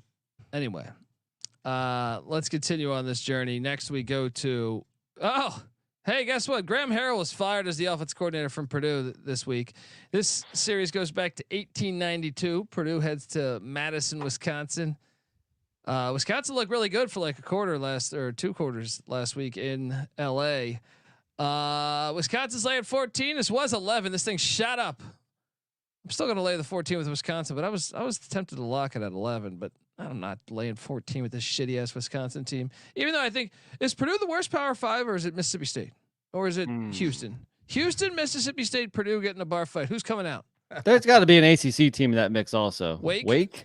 Yeah, probably. Mississippi State got stomped by Toledo by like 4 touchdowns, right? I'm gonna say Mississippi State. That's pretty bad. Yeah. You might be right. Purdue though. Purdue's terrible. Yep. Give me Wisconsin, but I'm not going to bet it. No lock here. What are you doing here, Petty C? Yeah, I'll take Wisconsin. I mean, they've gotten stomped a couple times by good teams, but they usually play pretty well against bad teams. So yeah. Moving along. Thomas Castellanos was practicing this week. He's back at the helm. This series goes back to 1963. Boston College is heading into Charlottesville, Virginia, Scott Stadium. UVA is laying 1.5 against these very Golden Eagles. No, wrong team favored. Give me Boston College. Bill O'Brien's going to figure it out. They get that dub against those Wahoos. NC Nick, what are you doing here? Yeah, as soon as that news came out about Castellanos, you saw the line drop to 1.5 or 2 points, or no, maybe even about 2 points, because I think it was BC plus 3.5. The fact that he's back at practice, Boston College, a more physical team. Charlottesville doesn't provide any kind of home field advantage. I think I like BC here. How many people are going to be at this game, Patty? If they get 40,000, it'll be a miracle. Sitting at 3-1, one of their better teams in recent years, coming off a bye, they should be excited for this. Is there any chance that Western Kentucky? What do you set the higher lower at with fans? Like they ain't getting 40K in there. They're not getting. I'm saying 28. Yeah, probably. It's not going to be that 28. I mean, 65,000 or 63,000, something like that is the capacity. They never touch that. I would say 30, maybe 32,000. Let's it has 63,000 capacity, something like that. Yeah, it's a decent sized stadium. It's a great stadium too, man. It's an awesome stadium, and they just have a bunch of douchebags there. Yeah, that's just the best way. It's just the best way to put it. You're right. 61,500. I didn't know it was that big. Yeah. Let me say this: Boston College should concern you a little bit with those recent performances. I know Castellanos wasn't there. You probably should give them credit for how they played against Missouri. That's a feather in their cap, even though it's their only loss. But close losses against, or close wins rather, against Michigan State and Western Kentucky. However, they beat Michigan State and Maryland beat Michigan State and UVA. No, Maryland did not beat Michigan State. Oh, Maryland. Oh, Yeah. so there it is. Yeah. They beat Michigan State. Michigan State beat Maryland. Maryland beat Virginia. So by that logic, I don't know though. Virginia played really well against Coastal Carolina. I thought they blew a bunch of opportunities against Maryland. I feel like Virginia is my team, so I'm going to bet them. There it is. No locks? No locks here? This will stun you. This will stun you. Trans Patty. Trans Talking about Patty. God. Transitive. Transitive. Okay. You know that's how a lot of betting works, right? You look at the results, and that's kind of how it works. I like this new nickname, Trans Patty. Look, I'll say this: this is stunning. What would you think the all-time series is in this matchup here? BC's up By a lot or a little? 10 games. They probably haven't played all that much. I mean, Yeah, Boston College has a good times have they innings. played? 8 games. What do you think? They've the only series played is? 8 games 8 ever? games ever. Oh, damn. I would say BC leads by 6. You're right. 7-1. Wow. Damn. Boom. It's still. I don't think of BC is that much better of a program than Virginia. It'd be seven times more in the win column, but I remember Mike Mamula. All right. nice pull. Anyway, let's continue. Oh, there's another ACC classic. SMU is heading into the shack to take on the Louisville Cardinals. This is a good one. Louisville's laying 7. The over/under at 56.5. Lock. This is a bounce back spot for the Cards. Cards will get it done. I like laying the 7. I also think over 56.5 is a wise play if you're hell bent on the total. Yeah. But Louisville's going to beat their ass. Let's go. NC Nick, what are you doing here? I don't know, man. I think all it took was to stop the deployment of the 2 quarterback system. Once they made Kevin Jennings a starter, you've seen SMU take off, and in the 2 games where he's had the reins and has been the one and only quarterback, they dropped 66 on TCU and 42 on Florida State. Those are personal. Those are personal games. I think a touchdown's too much. I think Louisville is going to get out there with a win, but it's going to be by 4 points. It's going to be like Battle me. 35-31 or something. Battle me. I don't like it enough for that. Louisville screwed me 2 weeks ago when Georgia Tech had that cover. If it wasn't for a damn block kick for turn for a touchdown. Okay. So I will agree that some weird shit happens in Louisville. So I'm not going to bet SMU, but that's another angle though that I can talk about here of why I like Louisville. I took Georgia Tech that weekend too. I didn't lock it like you, but the familiarity, Georgia Tech plays them almost every year. This is one they haven't played since like 1985. So I think it's going to hurt SMU in this situation, and that's why Louisville rolls. Patty C, what are you doing here? Yeah, this will surprise you. You think of both of these teams as probably dominant offensive teams, and Louisville is number 17 in the nation. SMU not so much, number 55. However, SMU's defense, number 16 in the nation so far. Louisville also very good at number 24. I do agree that Louisville is probably the slightly better team. I think it's hard to understand what Louisville is. Their performances, probably their 12-point win against Georgia Tech is the most honest assessment of them. I actually thought they fared pretty well against Notre Dame. If the punter doesn't drop the fucking ball, and then did you see the interception? Yeah, you did because you were here because I pointed it out to you. Yeah, Louisville's wideouts going across the middle, and like the ball hits him right in the hands, and it bounces off him, and he gets picked off by the Notre Dame safety. If he catches that, they're in a position. I actually think that that game was closer in a way than what the score dictated. But that's why I think Louisville's better than what the number is right now. So I'm laying it. What are you doing, Patty? I just think I think it will be a shootout, and I don't know. No, I'll go SMU. I'll go SMU to keep it close in a high scoring 45-42. Woo. Oh, there we go. Continuing on this journey, we're going to H.A. Chapman Stadium where the Army Black Knights, Patty C's red hot Army Black Knights, are laying 11. The total's set at 50.5. Tulsa is a strange team, dude. How the hell do you get blown out that bad a week ago? That was a strange loss to me. Still too many points though. Give me Tulsa plus the 11. It's a far trip. This is that one trip in the AAC where you're like, where the hell are we going?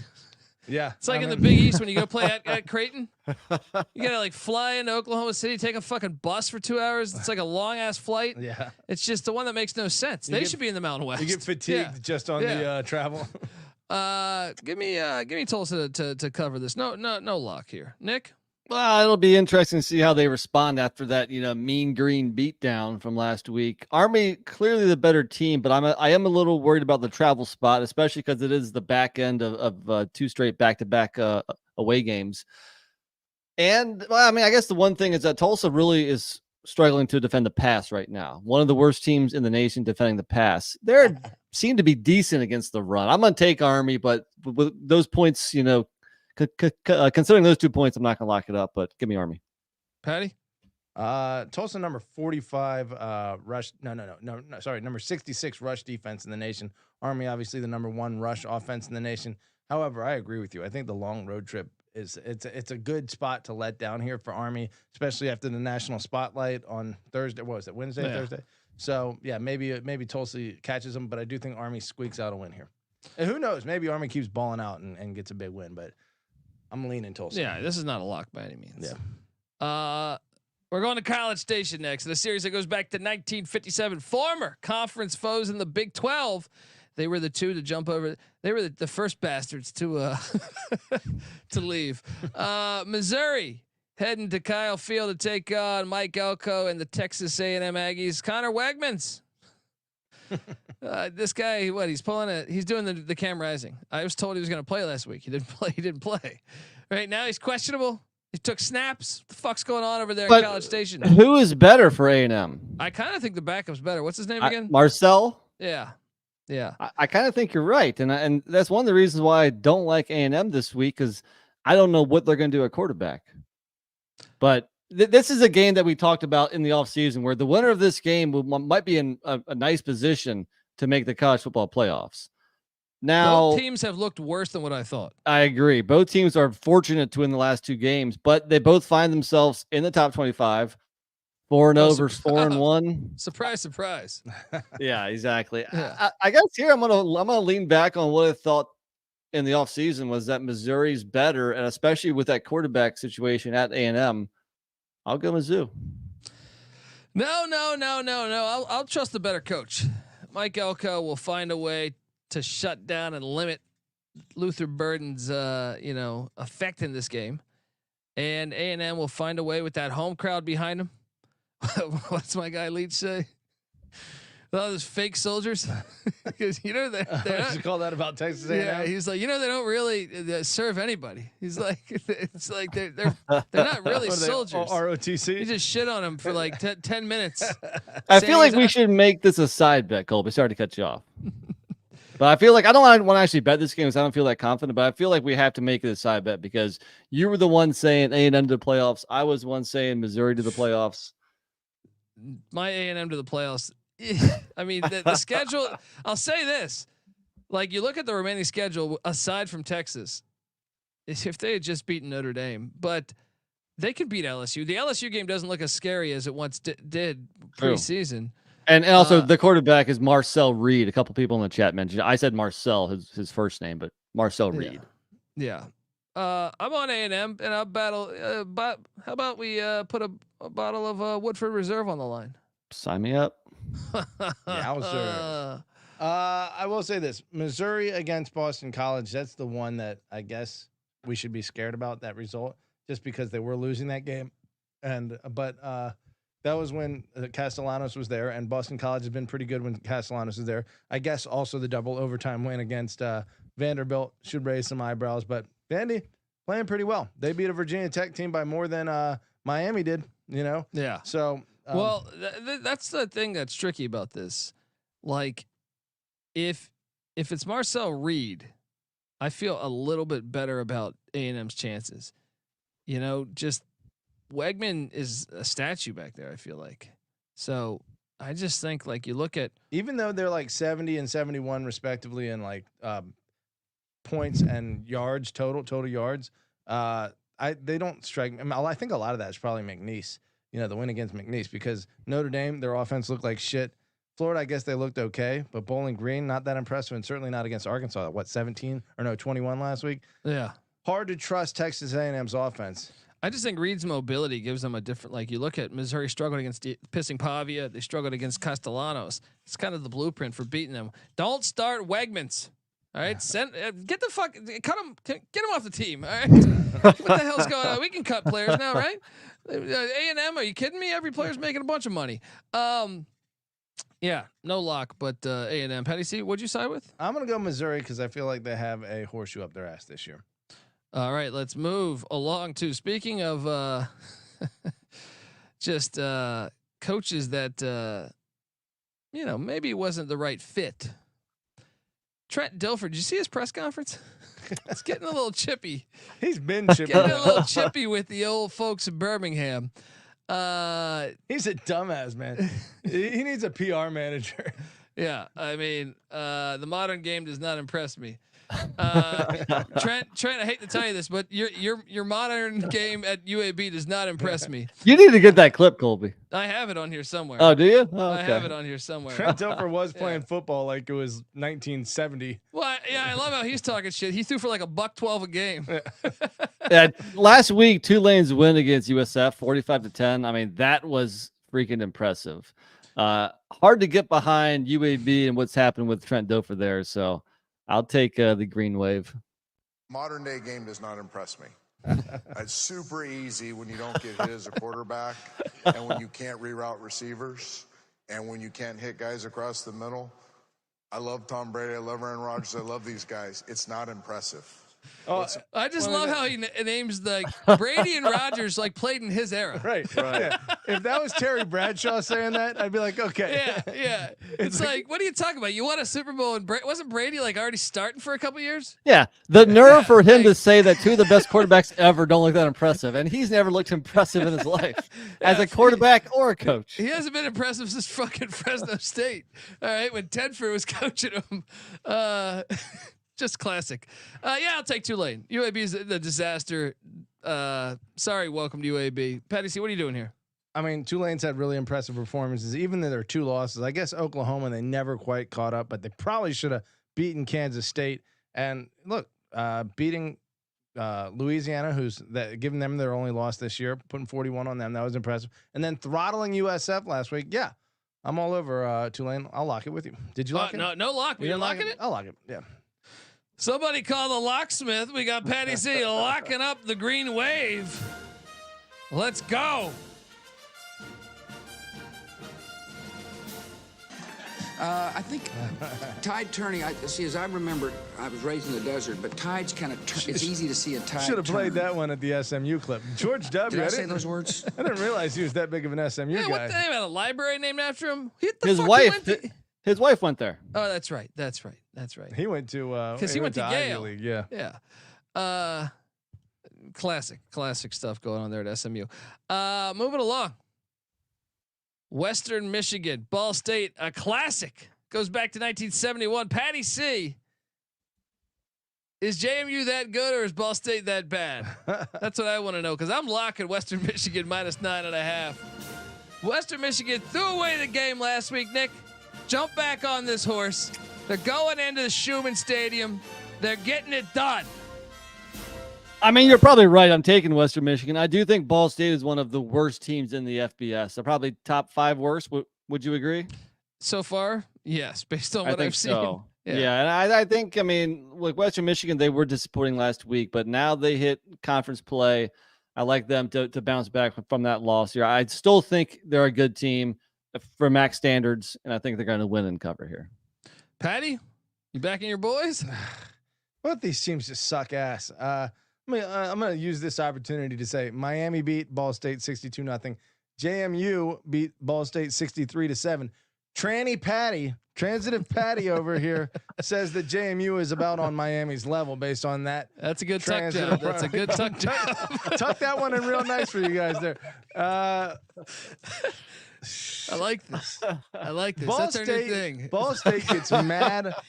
Let me tell you how Ball State responded to.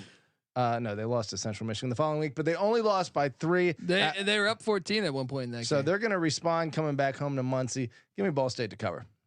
There you go. Ball State to cover. Classic tuck job by Patty C. Let's go. Next we go. Speaking of JMU West is heading Lakeside property. All right. This is a low-key fun game. Series goes back to 1899. Indiana is going 11-1 this year, and it starts right here or continues right here. I'm laying the 13.5. But I am. What's the temperature? Is it cold yet, Lakeside? No, it's not that cold. Still? Windy might be, maybe. I just wonder. Lakeside could play an issue, but I'm on. Look, Signetti. He's calling out everybody. Signetti is hilarious. He's my favorite. He might be my favorite coach. Dude, where was this at JMU? He did not talk nearly this much shit. He just says he's just every press conference just shitting on the other the pollsters. Oh, you're not gonna rank us? You're not gonna rank us? Well, we're coming for you. I'm buying in, man. He already told him. He already said, hey, Ohio State, Purdue, Michigan, we're gonna beat your ass. If I'm Ohio State and Michigan, I'm a little terrified right now. Well, Signetti. what's their mantra? Like never daunted. Never. I love it when everyone's down in Indiana and their response is to call everyone else daunted. It's beautiful. Yeah. Glad this is a day game because night games at Northwestern you can't see it. Look, Northwestern, you can do this Lakeside Stadium. I like it. It's way better than that bullshit you're building. You should just stay Lakeside. But you got to play day games so we can see the beautiful, beautiful scenery there. Nick, are you joining me with Indiana minus the points? Yeah, at first I was going to take Northwestern, and I was like, man, I'm just getting way too cute here. Yeah, I mean, they are coming off of a bye, but their quarterback situation is a mess. Mike Wright sucks. He was benched, but at least he could run. I mean, that other guy, Jack Lausch, against Washington, he went 8 of 27 for 53 yards and 2 touchdowns. I do think Indiana's offensive balance is what gets it done here, because maybe if it is windy Lakeside, well, they can still run the ball, and that balanced approach is gonna be hard to stop here. So give me IU. And I would have got away. I would have got away with it if it wasn't for Jack Lausch. That sandbagging son of a bitch. Patty C, what are you doing Lakeside? I'm all over Indiana. They're the proverbial wagon, to borrow a term from another popular podcast that I think we all enjoy. Cover 3. That's Tom Fernelli's term, right? Never heard of him. A wagon? Never heard of Tom Fernelli. Nope. Is that an offensive lineman for Northwestern? I love all the Cover 3 guys, but you're right. Tom Fernelli's stance on college football playoff expansion, pretty much trash. So fix that one, Tom. Yeah. Indiana, fantastic on both sides of the ball. Curtis Rourke, number 6 in the nation in passer efficiency rating, and who is it? Aiden Fisher, number 2 in the nation on defense. JMU transfer in assisted tackles. So. Great on both sides of the ball so far. I got to figure Indiana gets this done again. They're a machine right now. How many more wins? What's their upcoming schedule? Buddy, they're going 11-1. Northwestern on the road, a bye week before hosting Nebraska. That's huge that they get to host them. Great bye week, right? Then hosting Washington. Yeah. If Rutgers can beat them at home, then Indiana's better than Rutgers. Yeah, I think so. Then going to Michigan State. That's the sneaky one. They got to get through that one. All those games are going to be hard. Even this one could be a little tricky. Well, we're talking about Indiana here. You're talking about Northwestern here. Well, okay. Indiana. It took Indiana a while to pull away from Maryland. Granted, 4 turnovers for Indiana, none for Maryland. It's like the ball was just bouncing into Maryland's hands all day. I mean, look, they could lose to these teams. Sure, they're Indiana, but at the same time, like, if I saw this schedule as an Indiana fan, I would say, yeah, what are we doing here? If the UCLA game is a more accurate representation of what Indiana is as a quality of team, 42-13, that's more impressive than what LSU did against them. I think Indiana's a legit, really good team this year. Yeah. I don't know, 13.5 on the road's a lot, but that offense is explosive, so I will take Indiana to Yes, that. Let's lay it. Folks, if you're watching this on YouTube, stay put. If you're on the audio side, check out the B side where things get loose. Make sure you check out the College Football Experience. And please, if you can, remember to jump on over to the good old people over there at mountainprojects.org and help give back. Please, if you can, check that out. Biggest donation will get a guest spot on the College Football Pick Show and a ton of gear as well. Once again, mountainprojects.org for that flood support after Hurricane Helene came in there. So please help out today. Thanks.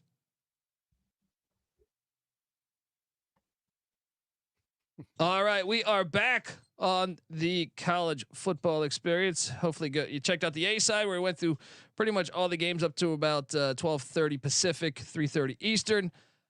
Jumping over in the middle of that slate right now. Next, we are going to the Iowa Hawkeyes are heading into Columbus, Ohio, in a series that dates back over 100 years. Look, here's my thing on this. Ohio State is changing their MO. They're in the middle of this, shift. They want to be Michigan. They're even scheduling pussy like Michigan was the past couple of years. and they're trying to be a power running team. We're going to bring in 2 running backs that are studs, right? Or have 2 running backs that are studs. They're trying to be a power football team. Well, with that comes a price. So when the Iowa Hawkeyes come to town, I say they can bang with them a little bit. When I think about Will Howard throwing balls against this Iowa defense, I think there'll be some 50-50 balls there.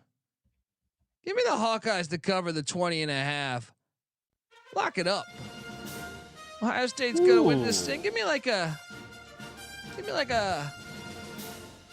24-9 final. Wow. What are you doing here, NC Nick? I'm gonna take Iowa here, but I'm definitely not gonna lock it up. I don't feel quite as good. Maybe if it was in Iowa City, but now give me like a 31-17, maybe 34-17 final score. So I think Iowa covers. I think it's maybe a field goal too much. Patty, that spread is sitting there. What again? Sorry. 20.5. 20.5. I think Ohio State pulls away late and covers this. Ohio State balanced despite, I guess, moving toward when you start out, it's so prolific as a passing team. It's pretty impressive actually to become balanced. Number 14th nationally in both rushing yardage and passing yardage. Meanwhile, overall defensively, Iowa, number 18 defensively, but 66th passing, 4th rushing defense. So maybe Iowa bottles up the run, but that's no problem for Ohio State. Have you seen Jeremiah Smith? Of course. He is. Yeah. He's probably the best receiver in the nation, right? Would you say at this point? No. Burden? Tetairoa McMillan. The fact that he's a true freshman, him and Ryan Williams, the other 2 freshmen from Alabama, those guys, to be true freshmen, they are crazy good. Yeah. A lot of ballers. I just found out from Twitter that Ryan Williams is the cousin of Serena and Venus Williams. No shit. I didn't know that. Definitely got Venus's genes more so than Serena. He's not built like a fucking tank. He's a beast, though. He is so athletic, dude. That 75-yard touchdown was incredible. I mean, I just think Ohio State, when it comes down to it, is going to pull away. I want to look at the all-time games in this series. Ohio State leads 45-15, but they've dominated the series of late. And both of Iowa's wins were in Iowa City, of course, in 2017 and 2004. Of course. Before that, it had been since 1991. So still 20.5 points is a lot, but I'll take Ohio State to cover it. All right. App State. Actually, Rob Donaldson said that was a joke tweet, Noah. Oh. Really? I didn't. Maybe it was from Serena Williams, so maybe she was joking about it. But yeah. Trying to claim maybe he's related to Ricky Williams. There's a lot of Williams out there. Yeah. Pretty common name. App State's heading to Marshall. It's a simple play. I love this game, by the way. This is an old school FCS rivalry. We got to take App, man. Yeah. The town of Boone needs them. Do it for the mountains. That's do it for the North Carolina mountains, App. Let's go. App on the money line. But do we really think that? Where has App been practicing? What is the situation down there? It's good question. That's a very good point. We're trying to figure that out. Actually, that would be a perfect segue into this, folks. We are the college football experience, and right now we need a solid here. You know what I mean? Hurricane Helene has been devastating to the people of Western North Carolina, and SGPN, the college football experience. We're all teaming up with a local charity, mountainprojects.org to help give back. All right. How many times have I, probably thousands, I would say, to answer my own fucking question, that people have DM'd me saying, Dundee, great pick on the money line. Great pick on the money line here, or great, whatever. When I meet up, I'll buy you a beer. Well, please save me that beer, right? If you could just donate, whether you only have $5, whatever, please.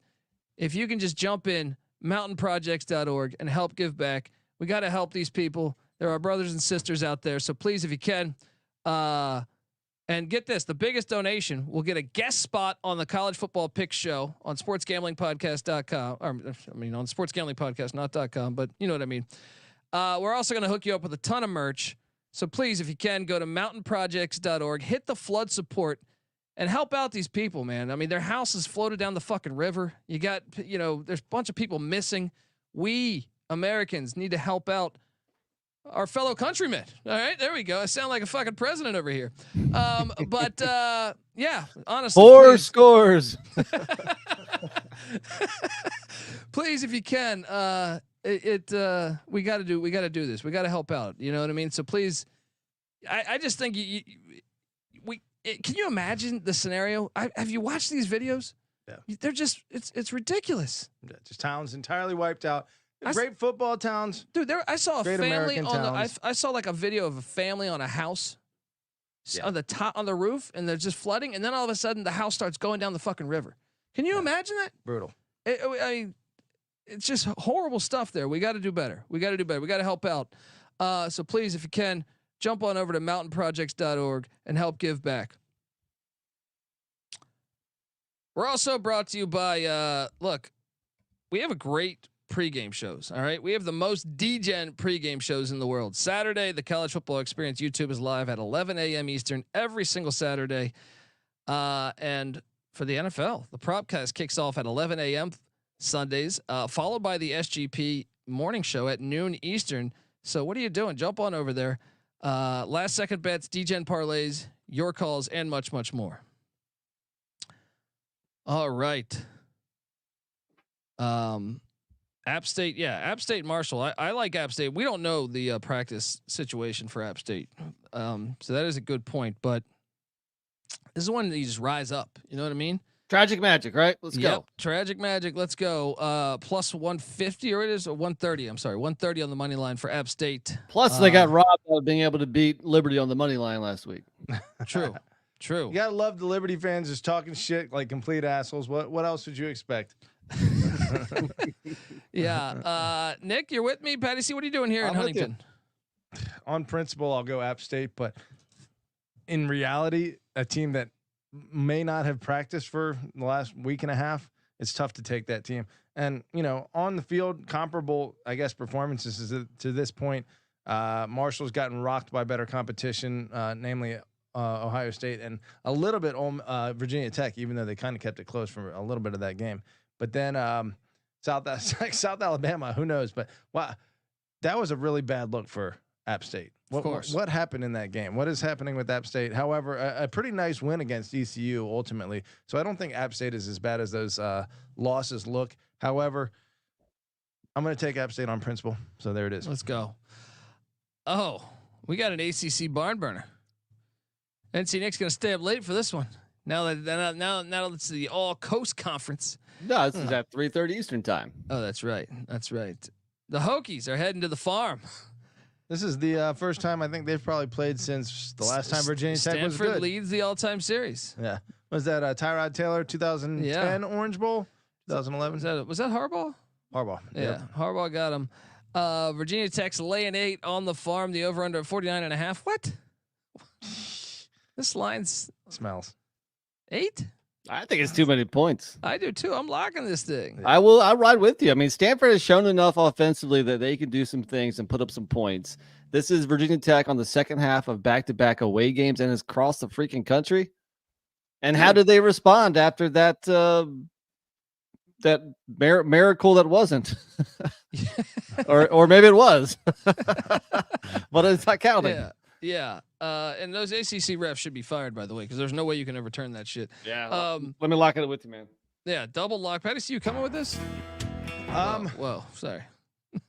What is Stanford doing offensively? Are they Troy Taylor? I always assume Stanford's been a power run team since Harbaugh and Shaw, but Troy Taylor's obviously a high octane guy. Yeah. So maybe Virginia Tech, Miami was the number one passing offense in the nation. Still, Virginia Tech, despite being only the number 55 pass defense, did a good job defending that.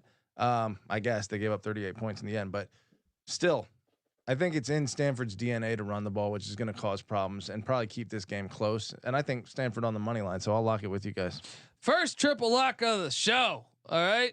Now, I guess we should mention that Ashton Daniels is uncertain, the quarterback for Stanford. So maybe you wait to bet it, but if he plays, I feel good. But the line is moving up, so maybe Vegas is saying that. Where do you see that? I don't see that. There's nothing conclusive on Ashton Daniels, but it's possible he has a broken foot. Huh? Because I'm looking at the injury report and he's not mentioned. They pulling a Belichick? They fucking with me here? Not to mention, you got to figure Virginia Tech just didn't have a focus week of practice after last week. Yeah, their season kind of almost ended right there. You go cross country to play in front of 17 people. Triple lock, Stanford with the points. Sprinkle that money line. If it was a home game, maybe they rally and get hyped up for it. But the road trip to like you said, cross country, 17 people at the stadium. They're not going to bring any energy to that stadium. Perfect spot for these cards. Let's go. Yep. All right. Miami, Ohio. This is a rematch of the MAC championship last year. Miami, Ohio beat Toledo in that filthy Ford Field bullshit in the MAC championship. The series goes back to 1936. And what the Rockets are laying 6.5. I don't think Miami is as good as last year, so I will take Toledo minus the points because they have revenge on the mind. But no lock. This is a wacky MAC. NC Nick, what are you doing here? Well, they split last year, like you said. Miami, Ohio won the MAC championship game. Toledo won on the road 21-17. Both were close games. I feel like this game is going to be close too. Even if Miami of Ohio hasn't shown it yet this year, I'm still betting on them being a solid football team. And it seems like this is a rivalry now. So I think it's too many points. Give me the dog. Patty? I mean, common opponent UMass. Toledo beat them by 15 at home.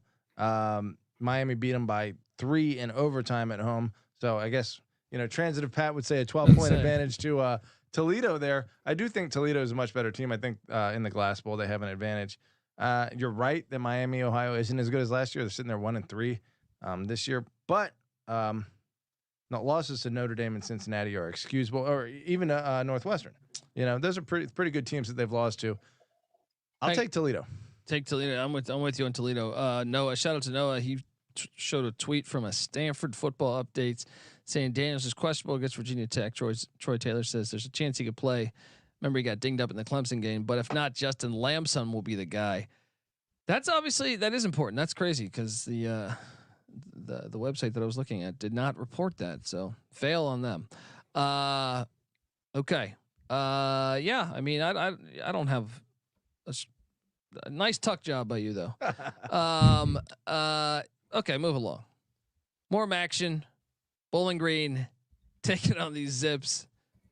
What Nick? Current check on your Bowling Green Falcons. The series goes back to 1941, by the way. But current check on your Bowling Green Falcons and Scotty Leffler. I'm not giving up the faith just yet. Do they cover the 15.5 at the Rubber Bowl there at the whatever the Infocision, whatever the fuck they're calling it now? I think so. I'm back on them, but I'm not going to bet them this week.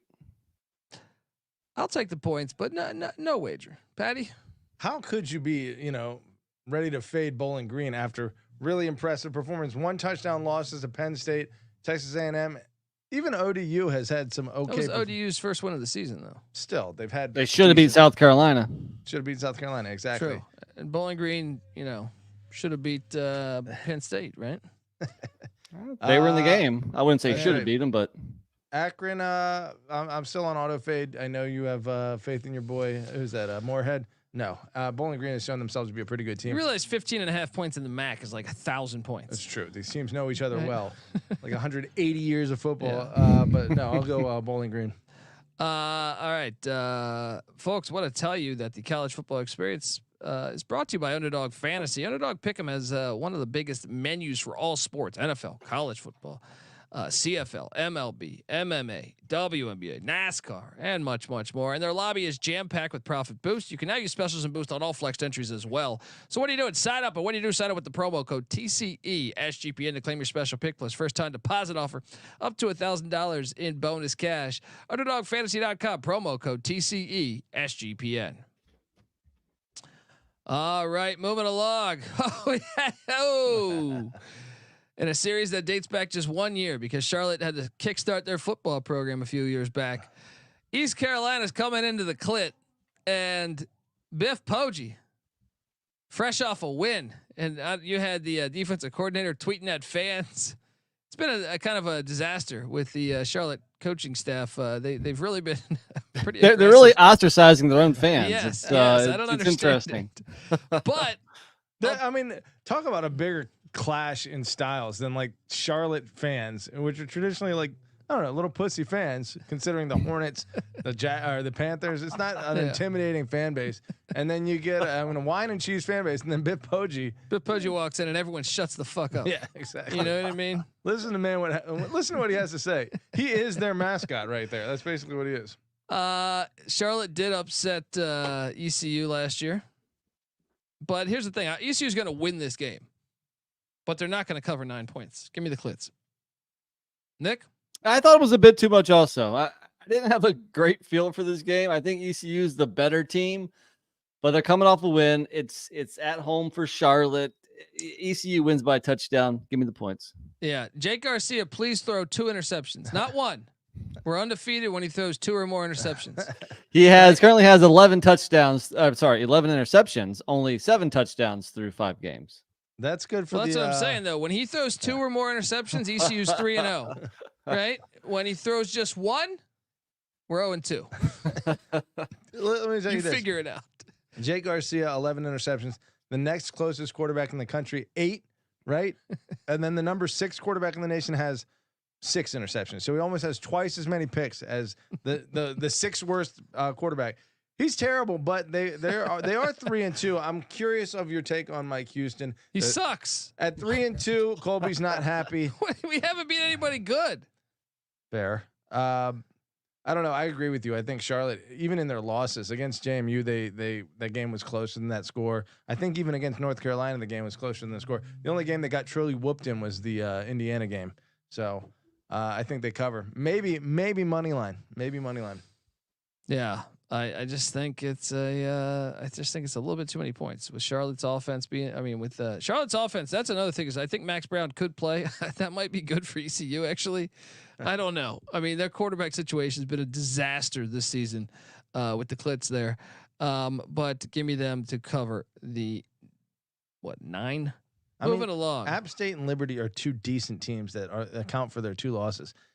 You know, against worse competition. He also blew 17-point leads in both games, or 16 and 17-point leads. So they had 17 points. I got zero confidence in that piece of shit. Look, NC Nick, he finagled us and then gave us Scotty Montgomery as a mole. You sent in Mike Houston. Our program's been shit ever since then. Let me predict this for you. ECU will finish the season 8-4. Will you be happy we're with winning the AAC. I still have my future. But don't worry. Now on the screen is Colby's new favorite team, the UConn Huskies. Yes. Now we're talking. NC Nick, he's gonna. What Nick doesn't realize is they're gonna go 10-2. Dude, they're way better than I thought they were. I told you. Yeah. I told you, man. They're like the North Texas for me too. They're a blind spot for me. What is a major conference waiting on? They're the next school in the Pac-8 or whatever. You hear about this? No, they're not going to do that. They're talking about it. The ACC is so stupid. So stupid for not jumping on them right now. Well, the problem is that you need like a consensus out of all the school presidents or ADs or whatever. That's why the Big 12 can't get them. That's why the ACC can't either, because they don't want to split up another piece of that pie. But they belong in a conference. But do you really see them going to that Pac whatever? I mean, I don't know. Like, I think they would take it because it's TV money. It's football only, by the way. So that would make sense for them as opposed to being independent. they would make a bigger chunk of money if it's on football that. only, then Yeah. that's smart as hell. Yeah. Well, So- or if they can get a contract where there's not a big buyout. Yeah. Because if they get stuck, I don't think they want to be stuck in that conference. Because right now the conference is not any better than the AAC that they were in. That's for sure. That's fair. They've been in the, But they had to have the basketball in the AAC. They left because of the basketball, even though they won a natty in the AAC, which it still has me confused. But I just think for fans. well, they were independent for how many years there? Like, what are you talking about? UConn. Basketball? No. No. Football. They're still independent right now. They're still independent. Yeah. Okay. So yeah, I think if it's a football only thing and you're playing an independent schedule, why not make that jump? Seems pretty straightforward. Yeah. By the way, UConn is laying 16.5. The over/under's at 49.5. I will lay it. Temple sucks. Give me UConn minus. And what's his name might not play. Evan Simon's day-to-day, the quarterback. Yeah. So if they go back to Forrest Brock, that's not good for Temple fans. Give me UConn. Telling you, UConn's going 9-3, 10-2. Jim Moore's got them on the come up, buddy. This is almost lock potential. This is close to lock potential. Patty C, what are you doing here? Yeah, I have to agree with you. Temple has given up a lot of points, I guess to both service academy teams, 38 and 42 to Navy and Army respectively.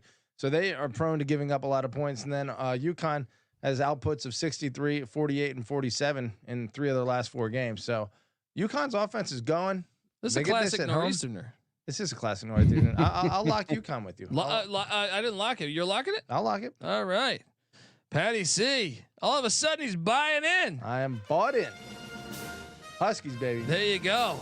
Laying, and I see a 16 out there. So Patty C laying the 16 with the Huskies. Let me ask you this: in terms of Northeast football potential, of all the teams in the true Northeast, what's that? Boston College, Syracuse, Rutgers, Temple, Pitt. Does that count? No, because then Penn State would be part of that. Okay. I'll say leave out the Pennsylvania teams. Let's say New Jersey, so Rutgers, Syracuse, Boston College, and UConn. Who has the highest ceiling? I think it's UConn. I think when their NIL gets going, because of the basketball, I think you're right. I think they may be the highest. Although Rutgers looking pretty damn good right now.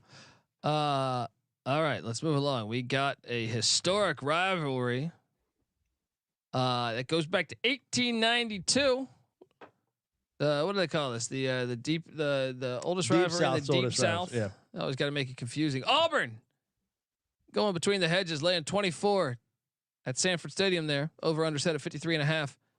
I'm sorry. Auburn's getting 24. They're not laying 24. It's a smash spot. I'm not locking this, but you guys can talk me into a lock here because I think Georgia's going to fuck them up. I don't think Auburn's any good. And Hugh Freeze is starting to lose that team, I think. This is turning into a disaster down there on the plains. Nick, I'm taking. No, Georgia, I agree. I mean, the wrath of Georgia is Auburn's about to feel it. So I'm definitely on the side of Georgia. We should here. lock this. Let's lock this. You want to? What hasn't Georgia completely dominated them recently? I think so. I will say that Auburn's performances, 7-point loss against a 3-1 Cal, right? Even though Cal lost to Florida State. But then Arkansas is what? Are they 3-1 as well? I think so. Yeah, and if you believe Hugh Freeze, they would win that game 9 times out of 10. I don't believe Hugh Freeze. Yeah, I don't believe him either. But still, I would never believe Hugh played them pretty Freeze. close. Let's be honest; they should have beaten Oklahoma if Peyton Thorne doesn't throw a random pick 6 with 4 minutes left in the game. But that's they've been doing that all year though. In a way, that was consistent. Yeah, but what I'm saying though is that's pretty decent. Keeping games close against pretty good teams. However, none of those teams are on Georgia's level, and especially a mad Georgia. Kirby Smart is up in their ass this week, and the game's at home between the hedges, like you said. I'll take Georgia as well. I'm not going to bet it though. Yeah, I don't know. I might. This is another one. It's If tempting. you're looking for a tease and you bring this thing down, you're gonna cash this. All right, moving along. We are going to Columbia, South Carolina, where Ole Miss is laying 9.5. The over/under set at 52.5. Lenora Sellers available to play. I hear. What the hell am I missing? Lock. Ole Miss isn't good. South Carolina plus the points. Let's go. Obviously, you'd like to get 10 if you can get 10, but I just don't buy into Ole Miss being good. NC Nick, what are you doing here? I disagree. I think Ole Miss is they're still a good football team. I think they're better than what you think. And I think it's a get right spot after the home loss. And South Carolina, they're decent, but I got Ole Miss here. I think they're going to come in and win by double digits. Whoa. Well, you forget about the law of the tranny, the tuck job. Look, South Carolina blew out. South Carolina. Tranny laws here. Yeah, we got the tranny law here. That's tranny laws apply. I'm voting Kamala, so tranny laws can rule the. We were talking about this. We're watching college football this past Saturday, and like, you know how we're at that point where like we have the smear commercials coming in. Yeah, like left and right for each candidate. Oh yeah, they're awful. I can't stand. Dude, they lead in with this clip. Like we go like it's like the commercial before is like a nice family commercial. It's like fucking, just and then it just cuts right into Kamala Harris is going to use taxpayer money to pay for tranny surgery. Prisoners. And then it plays a clip of her saying that. She's like, "Yeah, we're going to use every Californian's tax dollars. We'll get tranny surgery." I'm just like, dude, we didn't have shit like this when we were kids, did we? Right? Can we just watch a football game? Jeez, it's like so fucking. Every hilarious. word of it was like, God. I can't stand all those political ads on both sides. Yeah, just shitting. Like it's just. This didn't happen when I was a kid, right? I think it wasn't nearly as bad. I don't remember that. Mudslinging has been a thing for a long time, but man, they go hard now. Dude, I don't remember like just. Of course, there wasn't material like that to throw out there. This is kind of a new development too. Yeah. Look, anyway, Kentucky #9 defense. So maybe you say, oh, that's what shut that Ole Miss offense down. South Carolina's got a good defense. South Carolina man. #14 defense. Yeah. So I agree with you, Colby. I think South Carolina. Lock it up with me. It's borderline lock. It's such a small sample size of Ole Miss's offense sucking that I'm a little gun shy. But I think South Carolina has proven themselves over and over. So yeah, I'll lock it with you. You know what? Let's do a fucking lock battle here. I'm itching for a lock battle. Snappy. Give me the Rebs. Oh boy, You know, a lot of people go to college for 7 years. I will say Kentucky did have to fumble the ball into the end zone to win that game. We got a battle. Williams-Brice Stadium. NC Nick. The new tuck rule. NC Nick going with the Rebs. Patty C and Dundee going with the Cox. Shout out, we got Kirk Ferentz in the chat. I was just about to say, coach is watching. Appreciate you, Kirk. You know, I've been a long supporter of yours. I'm kind of surprised he knows how to get online. Definitely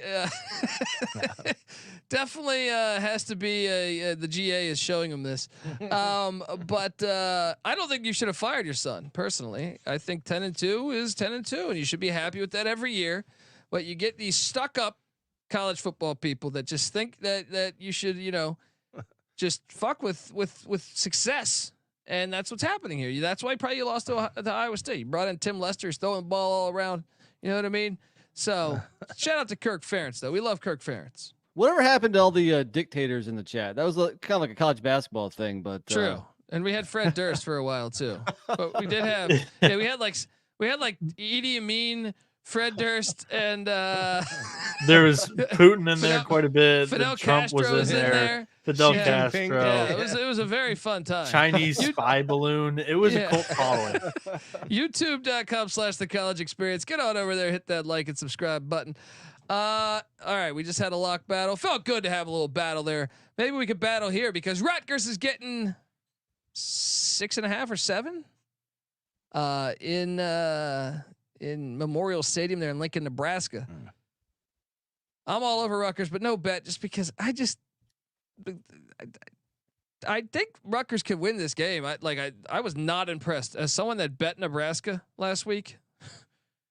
I was not very impressed with Nebraska on the road in West Lafayette. They got the cover for me, but I'll take Rutgers in the points here. Why aren't you betting this? Isn't this the same game as Illinois at Nebraska? No, it's not. Illinois is better at the I like both of Illinois' wideouts. I think their quarterback I trust more. Altmaier's a lot better than the Greek rifle.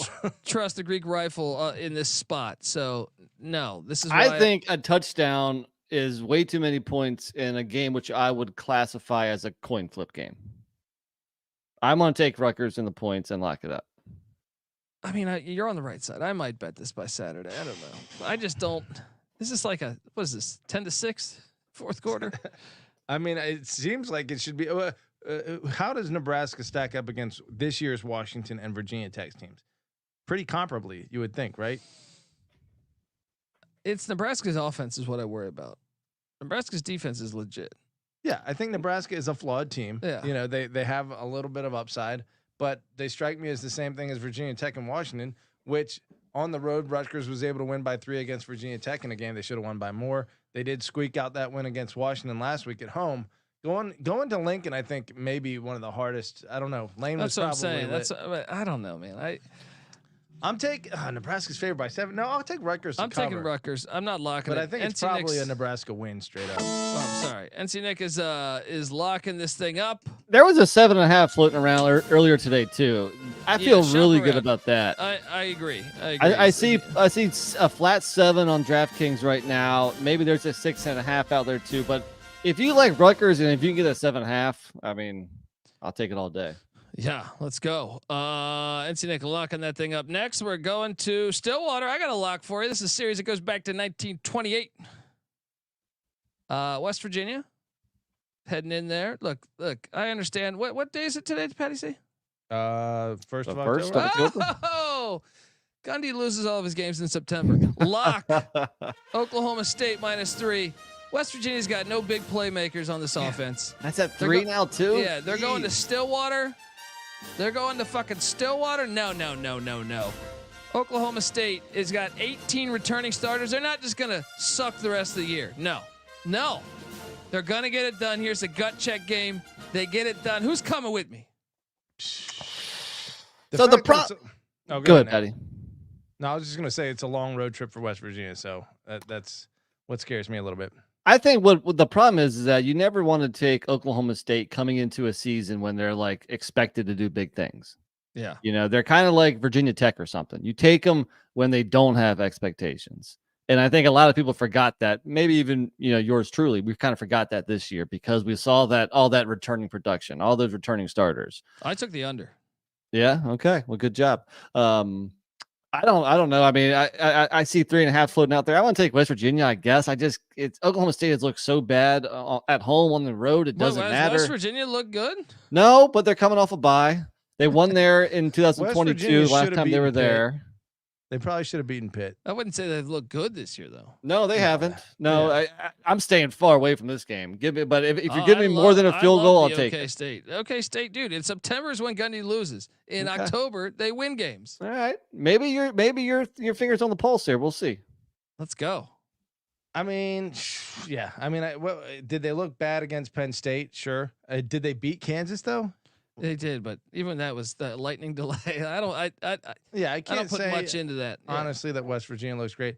I will say that Alan Bowman is 7th nationally in passing yards. So, well, he got benched a couple weeks ago, so passing yards can be a little misleading too. Yeah, maybe they. But he's a 7-year quarterback. That's what I'm saying. It's just there's too many veterans on Oklahoma State for them to drop 3 straight in Stillwater. You got to figure Ollie Gordon's going to get it going at some point. Yeah, let's go. Yeah, let's go. Locking it with me? Nah. Ah, you coward. Okay. Wow, we got a barn burner. The Alabama Crimson Tide are heading into the construction zone. Take on Diego Pissing Pavia. You think you're big time shit, Jalen Milroe? Well, let me tell you, you're about to get pissed on. All right, because and I love Jalen Milroe's game. All right, I really do. Like he's like one of my favorite players in college football, but he's not my favorite because you know who my favorite is. It's Diego Pissing Pavia. There's going to be some wet work in Nashville. Bring your hard hat. All right.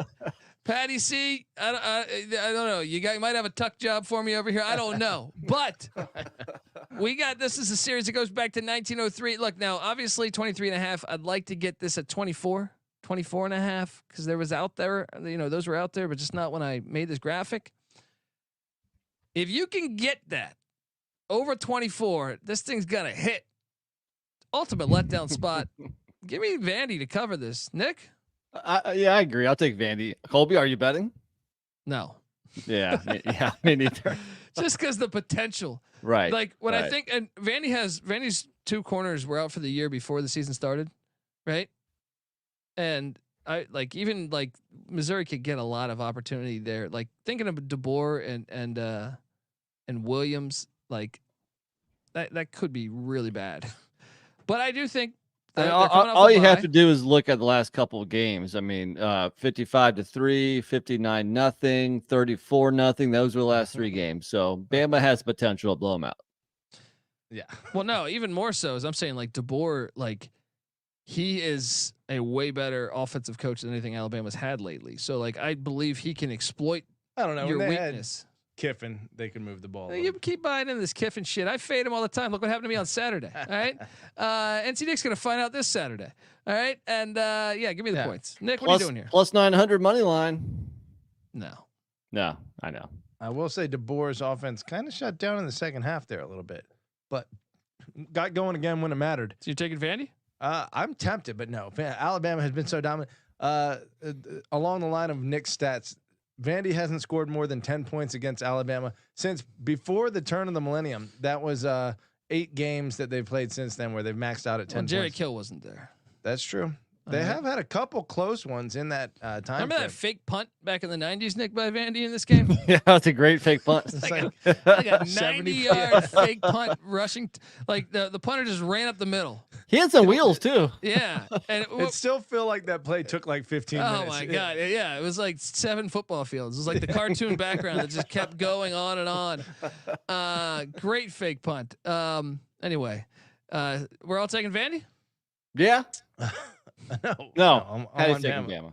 I'm on Bama. There's Patty Patty Chalk. Chalk. There it is. Look, I don't feel great about it though, just because Vandy has been so impressive. But look at Alabama, man. When they're coming into form here, that offense is firing now. Next, maybe we'll take a quick poll in the chat here. What's better, Patty Chalk or Trans Patty? Colorado State's heading into Corvallis in a series that goes back to 1962. The Rams have looked like shit this year, but they had a bye week. Now they're catching 11 in Corvallis. Over under at 47.5. Give me the points reluctantly. Colorado State's not as good as I thought they would be this year. I do think Torrey Horton's going to play. I'll go Rams also. No lock though. This feels like the same team playing against each other, but I do feel like Oregon State. Oregon State the air raid. No, I just mean in terms of like where they are in the program. I know Oregon State just changed coaches. Colorado State's had Norvell for a few years, so in that sense, not so much. But they're underperforming as the state's number 2 team when there is potential right now. So I'm gonna. But John Amos just passed away. The great John Amos from Coming to America and Die Hard and. Oh man! And he's a former running back from the Colorado State Rams. Maybe a tragic magic situation. Tragic magic on that alone. Let's go Colorado State. Let's 11. That's a big spread. Rest in peace to the great John Amos. Rob Donaldson's very, very disappointed. I didn't lock up pissing coffee. Just the Vanderbilt corners against I just can't do it. Can't do it. Old Dominion.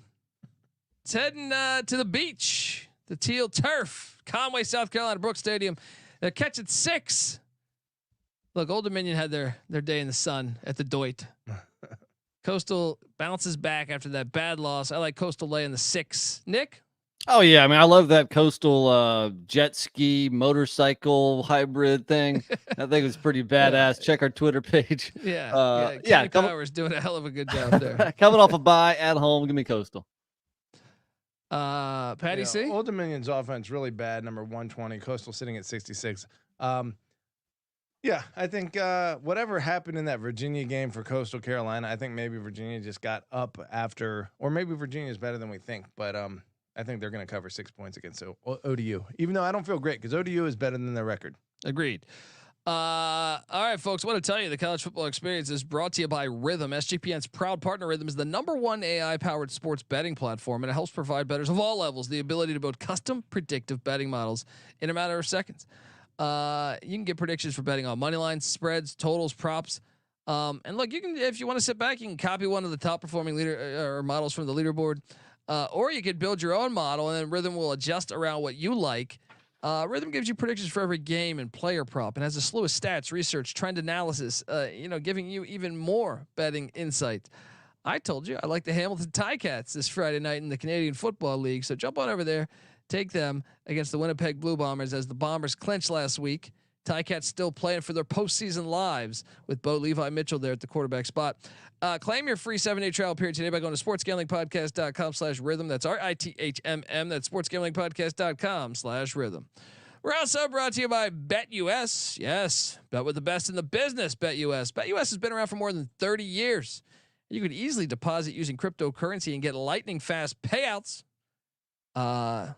Use our link to sign up. Get a 125% deposit bonus on your first 3 deposits. Unbelievable. Go to sportsgamblingpodcast.com/BetUS. That's sportsgamblingpodcast.com/BetUS. Promo code SGPN so they know that we sent you. BetUS, America's favorite sports book. All right. Next we go to the Smurf Turf. Can we just do a segment on Ashton Jeanty? Oh my God. He's the best running back in college football in a long time, right? Like I was trying to think of who's the last one that really wowed you as a running back? Derrick Henry. Yeah, but that was a different style too, though. Yeah, I'm trying to stylistically match him and up. Derrick Henry would be. I would say Barry, or it's kind of Barry-esque. It's kind of like done, maybe a thick work done. Yeah, that's a good comparison. I mean, did you see his highlights from this past week? Yeah, it was phenomenal. Unbelievable. He had 240 yards after contact. His rushing yardage prop was crazy. It was over 180 yards was plus 100. And so who's going to actually bet that to get over 180? Sure enough, he clears it easily. It's crazy. Reggie Bush is a good answer too by Ed Marchico. That is a good one. A thicker Reggie Bush. He's more of a tackle breaker than Reggie Bush. Reggie Bush was a speedster. True. Ashton Jeanty, first in the nation, obviously in rushing yards, 180 yards more than the number 2 guy, Caleb Johnson, but number 3 in yards per attempt. And who ahead of him is Noah Short, who only gets 5 or 6 carries a game. So it's very possible that his yards per attempt really drop off in the coming weeks. I don't know about AJ Turner. I think he's a number 1 back, but if Ashton Jeanty is the number 1 rushing yards and yards per attempt guy in the nation, that has to be a pretty rare. Well, we should mention him for the Heisman because he is going. I think he's going to destroy Barry Sanders' record because when you look at the schedule, he's the best defense. The best defenses he's played, or they're already they've already played them. I'm saying you look at the remaining schedule. Utah State's defense, not amazing. Hawaii's defense, not amazing. UNLV's defense, okay, that one's decent. San Diego State's not good. Nevada, not great. San Jose State, not great. Wyoming's not good. Oregon State's not great. So it's he has a chance to really Oregon and Washington State were 2 of the better defenses. Well, what too is him having this great start. Now that the Heisman conversation's probably started on him, they might keep feeding him the ball to try and win one for Boise. That would be awesome. Well, he needs 155 yards to break 1,000 in 5 games, and I think he'll probably get it. Oh, I think he's going to have over 220 in this game. LaDainian Tomlinson, that's a good comparison. That's a good one. That's shorter. That's a good one. LaDainian. That's a good one. That's a very good one. Utah State is catching 27. Nate Drilling and company on the Smurf Turf in a series that goes back to 1975. No. I don't know here. It's Boise after a huge game, so I'm do they let up a little bit? Give me the 27 and Utah State. I don't like it though. Nick, what are you doing? I feel like it's a bit too much. I mean, some of these games have been pretty lopsided. 45-10, the last one, but I can't lay this many points. So give me Utah State. Patty? It's tricky. The home spot for Boise, maybe they're excited, but I don't think they probably get up for this game. I think you're right. Letdown spot. However, number 7 rushing offense, like we said, number 115 rushing defense for Utah State.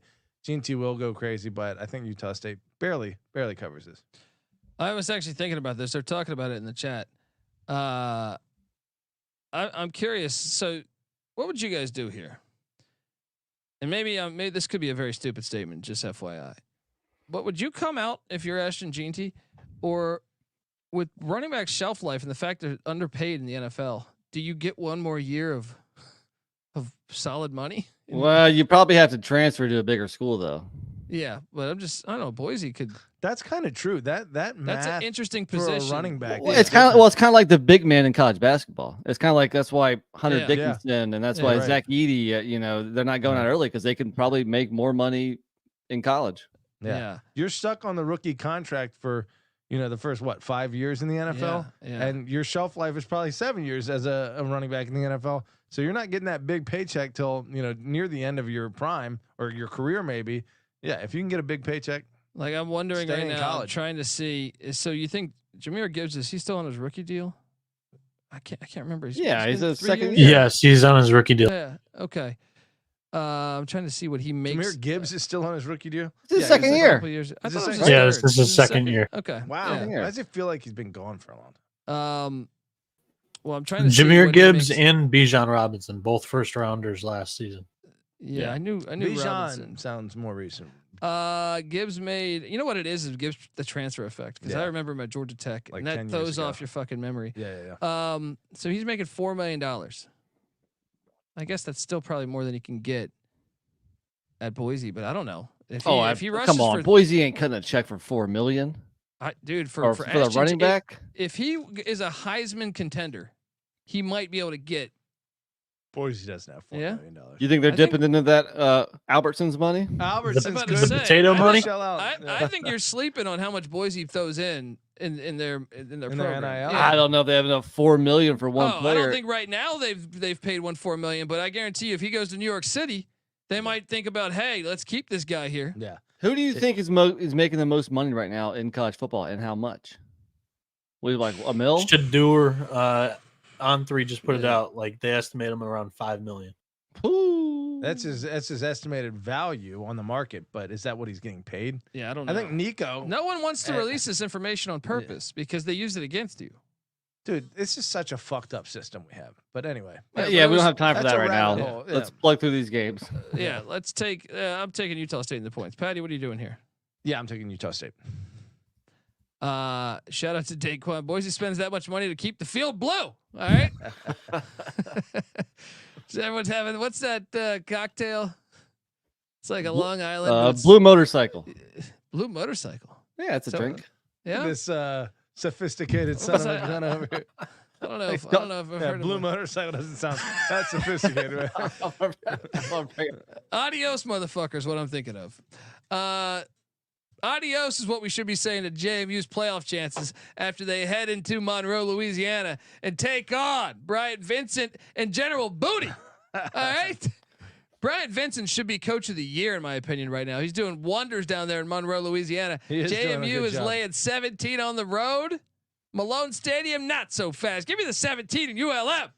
NC Nick, what are you doing here? I agree. I think it's too many points here. And by the way, a blue motorcycle is vodka, tequila, rum, gin, blue carousel, sour mix, and lemon lime soda. Yeah, that's the same as an adios motherfucker. Never heard of an adios motherfucker, but Well, it's all like right. a Long Island, but it's blue. All right, they put that blue well, shit in there. You learned it in California, so adios, motherfuckers. And then you learned it in North Carolina, so blue motorcycles probably.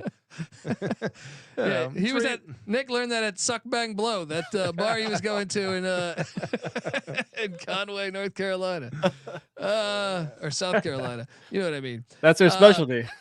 That's right. I'm gonna have to disagree with you guys. Why is that? Because it's Louisiana Monroe, and JMU has started to play ball, and they barely squeaked by Troy last week. Meanwhile, JMU's offense has scored 133 points in the last 2 weeks. So That's why you want to fade them. I right mean, now. knock on wood. I don't want to. Yeah. No, I'm gonna take JMU. I think they're rolling. Yeah, you're wrong. They're gonna go there and lose, dude. Right? JMU doesn't know about General Booty. All right. We know a lot about General Booty. We know more about female booty, but General Booty is, we're a little more discriminating than that. I'm just waiting for you to get a tuck job on this game. All right.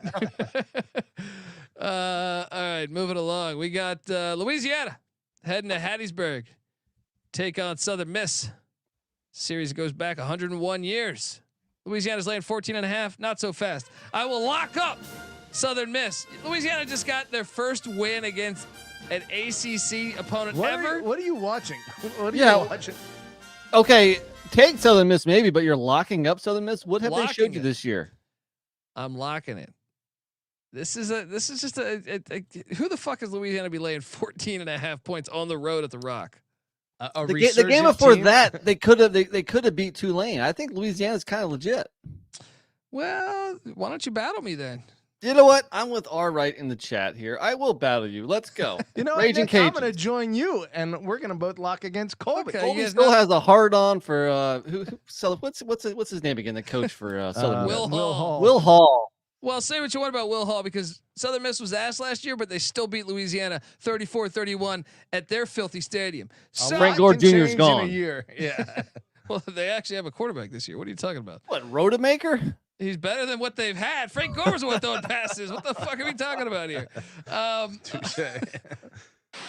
We got a battle in Hattiesburg. Let's go. Douchebag. All right. Pick Dundee riding with Brett Favre and that Southern Miss blood money. And see Nick going and Patty going with the Raging Cajuns there. Chalkity chalk. Yeah, let's go. You guys have fun with that one. Florida State. Florida State is heading into. Clemson's heading into Saudi Arabia State. Speaking of Rodemaker, Yeah. This was our number one game in our preseason draft. man, You guys always sprinkle this ACC bullshit with Dude. me, you know. I know DJU sucks, but Brock Glenn, did you watch him last year?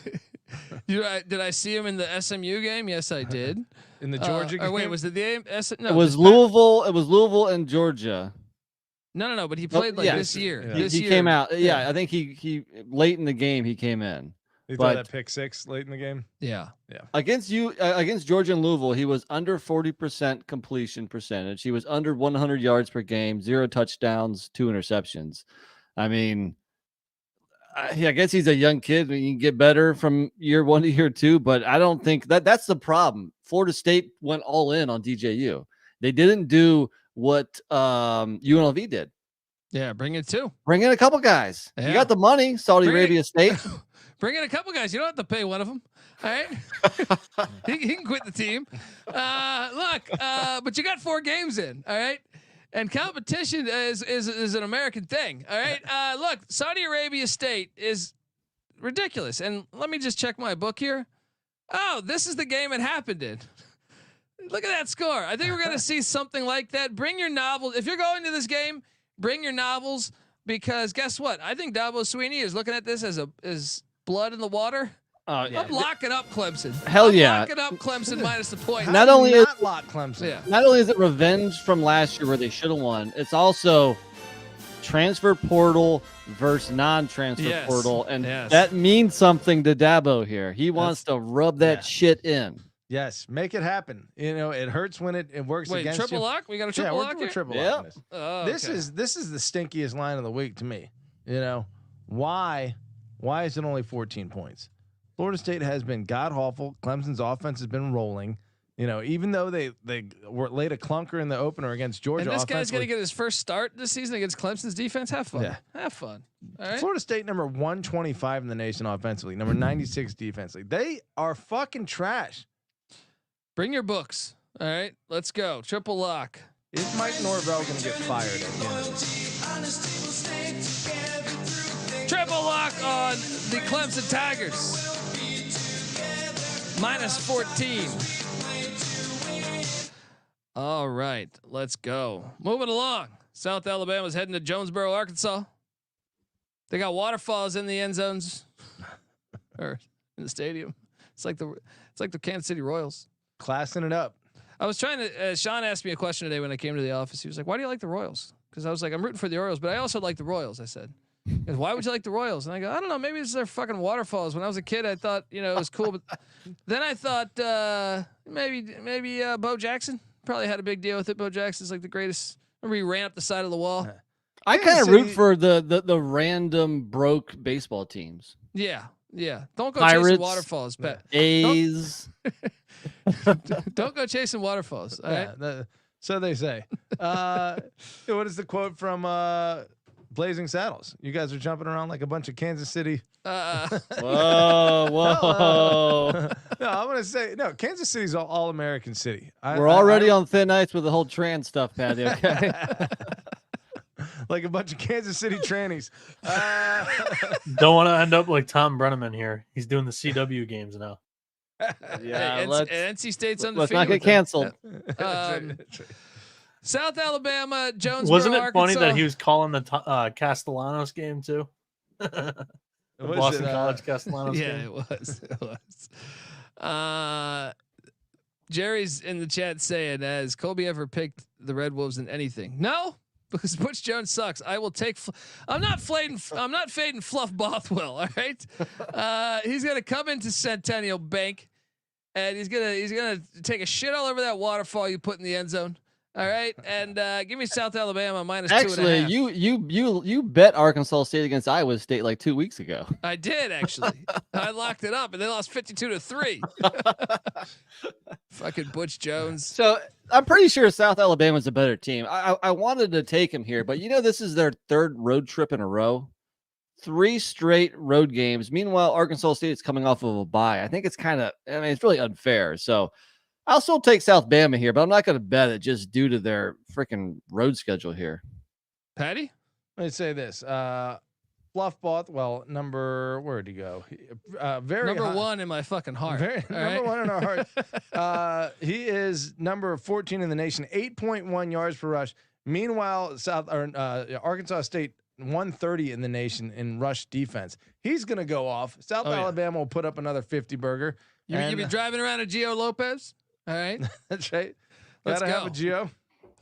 All right. Baylor, Iowa State. Iowa State's laying 11.5.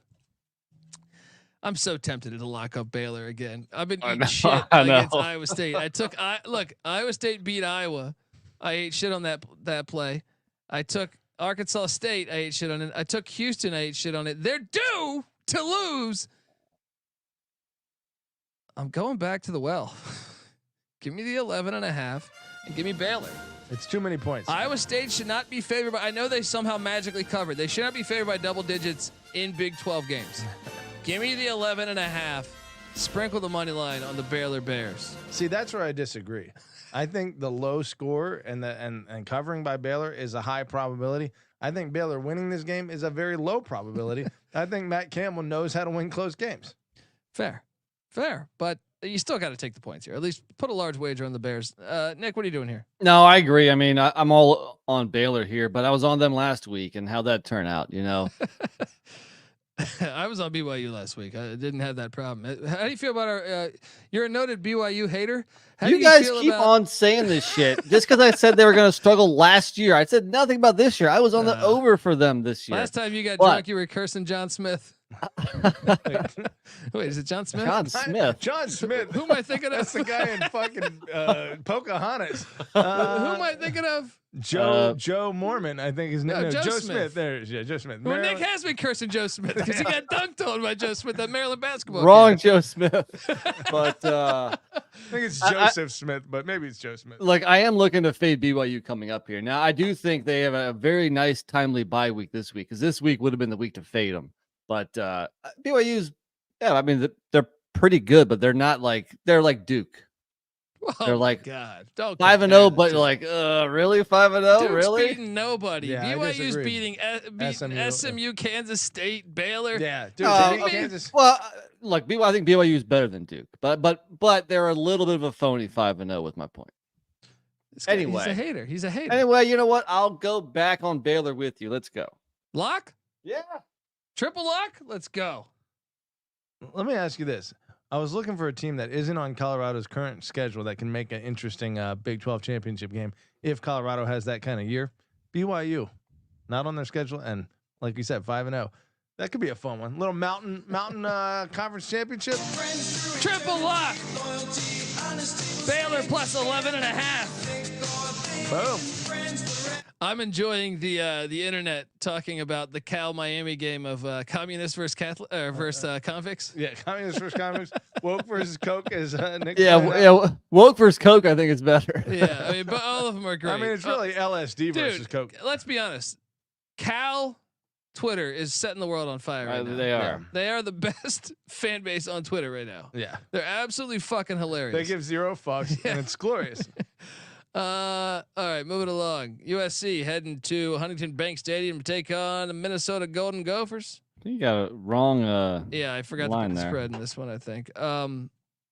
What is that spread? Minnesota is laying 9.5. Was it? Or I'm sorry, is getting. I've seen 8 right now, flat 8. Dropping. Give me the Gophers. Give me the Gophers. Wait, the line makes no sense. 8 points. That's off. Betty. That's off. I fucked that up. Yeah. Okay. The line makes no sense in USC's favor. Yeah. You think Minnesota has proven themselves to be? No. I'm saying like if I was setting this, it'd be like USC minus 11 or 12 or something. So Yeah. something don't smell right. Give me the Gophers. Oh, see, you're repelled by the stink. I dive into this thing. I'm gonna go USC. I think Minnesota's ability to shut down Michigan and make that a game deceptive because Michigan has a one-dimensional offense that Minnesota figured out. USC not so much. They'll run roughshod or they'll run right past Minnesota, I should say. Nick, I'm gonna go Minnesota. I mean, USC was down 21-10 at halftime at home against Wisconsin. I think some of these road trips to the Midwest for USC are not going to be gimmies. Yeah, I like Minnesota here. I could be talked into a lock maybe, but Game that Minnesota offense is long, pretty bad. USC wouldn't have covered if it wasn't for that pick 6. The chat Shoulda, saying coulda, woulda. the chat saying we can get a 10 out there. Whew. Yeah, I thought it was at 9.5. So I was surprised to see you have it at Well, I just 8, quickly I have the app up right here, so it just says 8, but whatever. I mean, if another there's 10 out prime. there- Maybe you tease Minnesota up. Get over 2 touchdowns. Yeah. Here's the other thing about that. Minnesota was able to hang around long enough in the game against Michigan where they could, keep themselves in the game. They won't be given that luxury. Maybe the home field advantage makes it enough that it makes a difference. But look, North Carolina is not UNC, but they kept it kind of close against North Carolina. Maybe Who? Minnesota? They missed 2 field goals. They should have won the game. Maybe they Yeah, should've but won. North Carolina sucks too. So Yeah, I don't think they suck that bad, but either way, I think USC is considerably better than North Carolina. Maybe the spread's about right, but I'll lean USC. Patty Chalk showing up. This one goes back to 1899. Nevada, the Wolfpack heading into Spartan Stadium. Do I fuck up all these lines? God damn it. What's wrong with me? Going crazy here. San Jose State's laying 6. Ignore that line there. I already bet this, but I got it at 7. But 6. Let's go. Nevada's going to cover this. We're going to have a game here. Give me Nevada and the points. Tempted to agree. Yeah. Did I forget to do the rest of these lines? Just left last one. I'm just like, what the fuck? I think I might have. that one's No, right. You got it. Oh, okay. I figured it out. Okay. Just a stoner moment. Okay. I like San Jose here. I think coming off a bye, I liked what they proved Nevada's in a coming loss. off a bye too, though, right? Okay, but I like Both what teams, San yeah. I like what San Jose State proved in a loss at Wazoo. So I like San Jose State at home. No, you're gonna lose. Want a battle? I like San Jose State's running back Floyd Chalk, Patty's brother. You want a battle here? Nah, I'm betting not really. Nevada. Okay. Nah, I don't think so. Patty, what are you doing? You're going Nevada? This one's tough. It's San Jose by 6. I'll go San Jose. No, I'll go Nevada. I'll go Nevada. Shout out to Pickleball with Professor Kevin in the chat. He's in Asheville now. Thank you for the props. It means a lot. Love this channel. Folks, once again, not to beat a dead horse, but jump over there right now. We here at SGPN are raising money for all the destruction that went on with Hurricane Helene there in Western North Carolina. Please, if you can jump on over to mountainprojects.org and just hit the flood support button. Any type of donations, but obviously the biggest donation will get a guest spot on the show and a ton of SGPN merch gear. Please, we need to help out our brothers and sisters over there. So please jump on over there and do that. Mountainprojects.org. Hit that flood support button. Let's actually make a difference. All right. Back. We jump on over to Michigan. Fire ass logo back then. Heading to Seattle. Can we talk about the top 10 and the what's going on here? How can you have a team in the top 10 catching points at a 3-2 team? Does this make any sense? They wouldn't be top 10 then. They don't normally do this. This is bullshit. This is them just putting Michigan in the top 10 then. Because if they're telling me, if Vegas is telling me that Michigan can't even be favored at fucking 3-2 Washington with one returning starter, then why the hell are they top 10? This is the AP we're talking about. It's a defending national champion whose only loss is against the number 1 team in the nation. It doesn't matter what they think they're capable of. It is just about, that lineage thing. It's a rematch of the national championship, which is cool. You don't normally get a rematch of the national championship the next year. I dig that. And if you're looking at who's 11 and 12, it's USC and it's Ole Miss. So I guess Michigan should be ahead of those guys. Maybe. Well, they beat USC and what has Ole Miss done to deserve to be that high? Nothing. I know, but blow up fucking Furman. Right. Yeah. I'm on. This is a hard game for me actually because I'm on Washington. I just think that place is hard to win. Washington still looks iffy though, man. Will Rogers could easily throw a pick 6. This is definitely not a lock. I have no idea. I just worry about Michigan's offense on the road. Yeah, and this is their first road game after 5 straight home games. Come on. So yeah, I do like Washington. I like Washington skill players.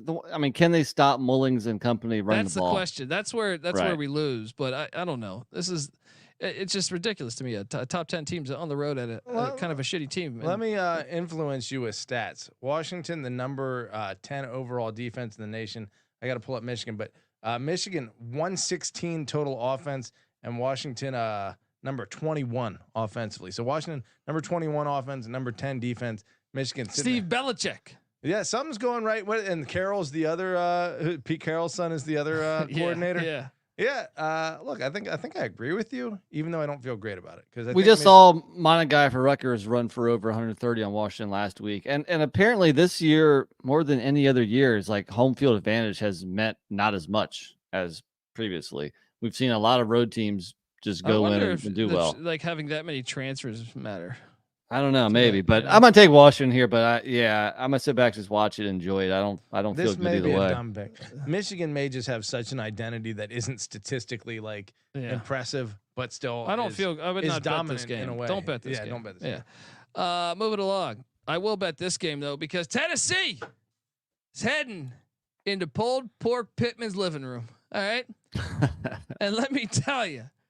These Hogs are going to be ready for this one. This series goes back to 1907. This line's off. And Tennessee, everyone's saying they got the best defense. GBO Farms in here spreading that shit. I think Tennessee's look great this year. But I also think Oklahoma's offense is fucking horrible. I think NC State's offense is fucking horrible. I think Kent State's offense is fucking horrible. So I don't buy into this shit. Road Rash Face is going to be able to move the ball on this defense. All right? Give me Arkansas plus the 13.5. Lock it up. Let's go. Who's coming with me? Bold statement. Who's coming with me? I'm not coming with you. Fuck it. Let's go. 13.5. Let's do it. Let's go. It is a lot of points. Tennessee, it's tough to really gauge how great their stats are. They are number 1 nationally offensively. But they haven't played. And number 3 defensively. But you're right. Chattanooga. What number is NC State's offense? NC State? Yeah. Pretty far down. Ready? I'm going to give you 3. Wait, I got to look up North Carolina State. What are we doing? Total offense yardage or 109. 109. Can you give me Oklahoma's? Okay. They are 122. Can you give me Kent State's? They are 133, so second worst than this. So they have run up the score. They are kind of They've played no good Ole offenses. Miss. And they're a lot like Ole Miss and, the system included. But the fact when they played Oklahoma, they only won by 10. It's like, whoa, what happened to the team that was able to hang 70 on everyone else? I think you're right. Especially, I think they're live. I think Arkansas is live too. I'm looking to fade some of these 4-0 ATS teams. Tennessee's one of them. They've covered every week. They're due. They're due to at least not cover. The question is, do you wait a little bit and get this thing at 14? Might as well. Just to cover your ass a little bit. You think it'll move? It'll probably move in Tennessee's favor. I would think Tennessee's favor, right? Yeah. All those Vol Nation? No? I don't know. You wouldn't think so?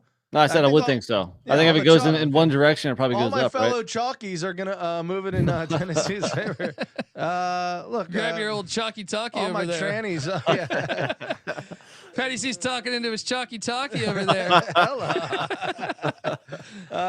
Yeah, Arkansas. Did you lock? Lock. Triple lock? You Let's in? go. Did you lock, Nick? I Yeah, did. Let's go. It's a small world when you've got unbelievable tits. Well, sorry. You talking about Sam Porkman's tits? He does What's have going on over there? unbelievable tits. We got a triple lock. The Razorbacks. Let's go. By the way, you put a video of a game last week, or was it 2 weeks ago, where the announcer was talking about Tits. you got to catch the ball right in your tits. Yeah. Shout out to the Montana Grizzlies announcer. I felt like And he died. He like the play-by-play guy is quiet. He doesn't know how to respond. So he's like, "No, what you got to do is you got to get the ball in those tits, right?" And he's like, "I'm telling you, you got to get it in the tits." Yeah, he like dives into it 2 or 3 times. The other guy's just like, I was like the dude in Major League, fly ball caught. I always thought you're supposed to catch the ball with your hands. No. Yeah, no, apparently your tits. The world's changing. Preferable. The world's changing in front of our eyes. Well, hopefully you don't have A cups. that's right. UCF, the very Golden Knights, This might be game of the week. heading into the swamp. Is it? UCF's laying 2.5. In terms of the amount of agony that will be caused to potentially at least one, maybe the other fan base. I'm on the Golden Knights. Their teams look like shit last week, but still, they're more put together than this Florida locker room. Well, yeah, Florida's offensive lineman saying this team fucking sucks on like a video. Even in the swamp, though? Yeah, give me UCF. Nick? Yeah, the swamp didn't matter against Miami. I mean, that would be a big blow to all Florida fans if Miami and UCF go into the swamp in the same year and win both of them. I'm gonna go UCF. Look, let me say this about last week's performance against Colorado. Yes, they did get blown out, but that game was probably closer. It was a 21-point game, and they were at like the 10 or 15-yard line going in, maybe to make it a 2-possession game and keep the game alive for them. Probably like 5 or 6 minutes left in the game. KJ Jefferson fumbles. Colorado takes it back to the house, and then it's 48-21, a 4-score game all of a sudden. So I think UCF is better than that performance, and I think they will. The fact that they're favored in the swamp is unbelievable. That's got that alone is a slap in the face of Florida. But I'm gonna roll Golden Knights with you guys. Let's go. And you know what? In the chat, Juice. Sorry, just because I live in North Carolina doesn't mean I watch Hornets games. I have no idea who their play-by-play announcer is. I haven't watched I don't watch NBA, man. I couldn't tell you. We don't do that bullshit. I'm coming you know back around on the NBA. Hey, Patty Chalk, just talking to your chalky talkie. All right. Is that David Stern over there? There's a couple fun years. When LeBron, I'm sorry if you love LeBron. There's no particular hate for LeBron in this statement. When you watch the same fucking thing every year, it gets boring. It's the same thing with Tom Brady in the NFL. It's like that's not why I kind of happening with Pat Mahomes. I'm like enough. I've never done it. That's never been a deciding factor for me not to watch. It's just doesn't help. To me, it's the NBA. It's like sure, I get. Are you gonna start watching the Hornets? Yeah. No, that's true. Maybe the Herndon Hornets. Yeah. Hawaii is heading to the Snapper in a series that goes back to 1939. Look, San Diego State's laying 3 here. Wrong team favorite. I'm going to lock up Hawaii here. San Diego State's offense is ass. Anyone coming with me here? Line if I had a great feel on this game. No, I took San Diego State last week just because I said they were up 21-0 or 21-3. Wait, did they end up covering that game? No, they lost. They ended up losing that. Okay, maybe not. I stopped watching once I had that. Once I had that lead, I figured, they're going to cover. All right, sure, let's go Hawaii. This should be a rivalry game. It is, and they're split. They're no longer going to be in the same conference. Did you see that guy who made the map of everyone's biggest rival? That was really cool. I thought it was pretty accurate. I'll go San Diego State. I don't feel great. Yeah, I'll go Hawaii. All right, I got another lock for you. Duke, letdown spot. They go into Hot Atlanta, take on Brent Turnkey program. Georgia Tech's laying 9. I'm locking up these Yellow Jackets. I think they're going to put it on 5-0 Duke. Patty, what are you doing here? Nah. Duke will keep it close. They'll win. Georgia Tech will win, but Duke will keep it close. Nick? You know I'm taking Duke, but this is a good spot for Georgia Tech off a bye. I mean, one of my favorite plays on the Saturday. Do what? So this might be my favorite play of the whole Saturday. Probably Like a letdown Duke- spot for Duke. Duke is 5-0 and their over under for the year was 5.5, and I thought getting to 6 wins would be a good year. They're better than expected, but they're far from a good team. So I worry about this road trip. But I'm going to back my Blue Devils. If Dad was mayor of Miami, maybe Manny Diaz will be mayor of Raleigh one day. Keep up this. All right, the last one of the last games on the slate here: Kansas, Arizona State. Arizona State's laying 3. We will be at this game. Myself, Stacking the Money Green, Real Money Kramer. Let us know if you're going to the game or if you want to hit up the casino afterwards or tailgate. We're doing it all in Tempe. Arizona State's laying 3. Of course, I got to take the home team. Give me the Sun Devils -3. Chalk, C. Colby Chalk over here. Colby Chalk. Well, I'm going to the game. Well, it's a chalky pick. We're a guest of the university. Okay. I'm not going to be a dickhead here. Chalk. Okay. Yeah, I'm with you though. Patty Chalk.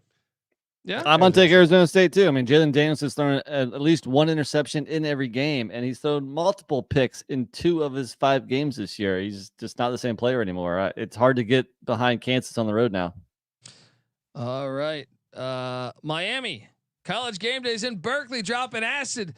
Miami's coming in there laying 10.5. Shop around the over under at 54.5. Well, I got to tell you, they're going to lose. They're going to lose outright. I'm on Cal. Lock it up.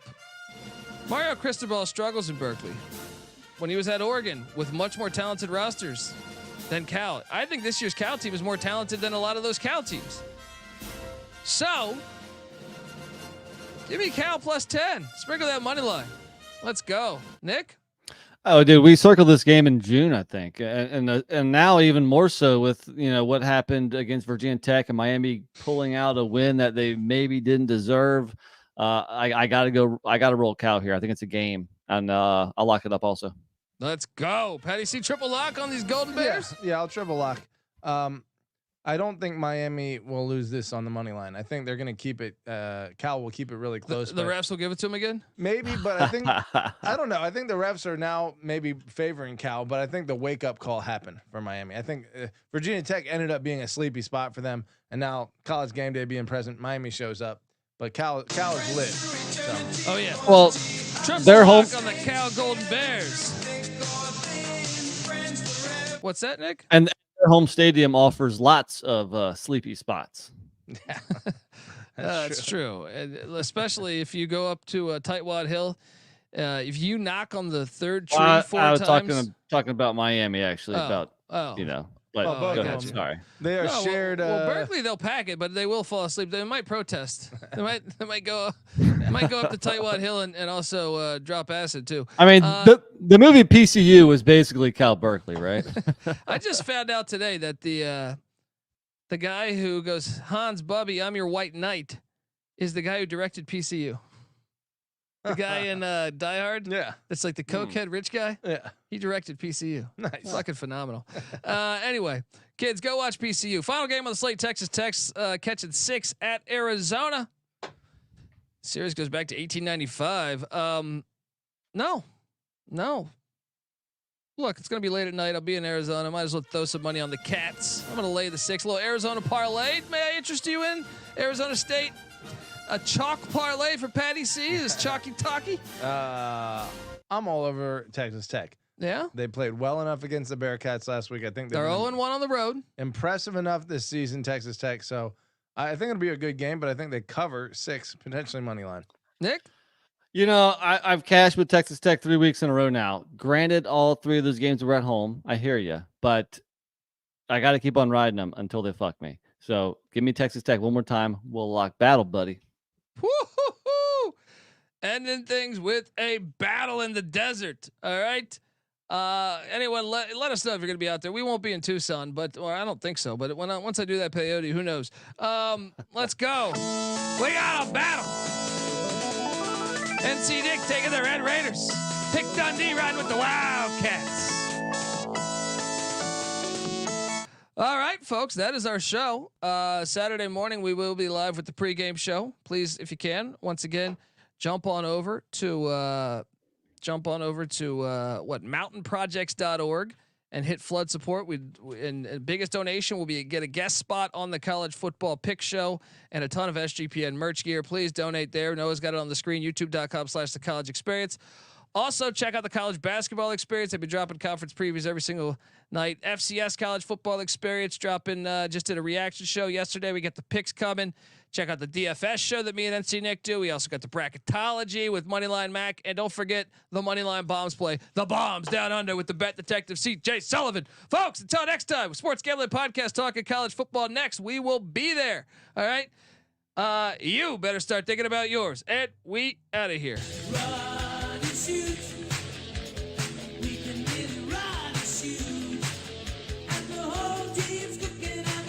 We're going, buddy. See you there.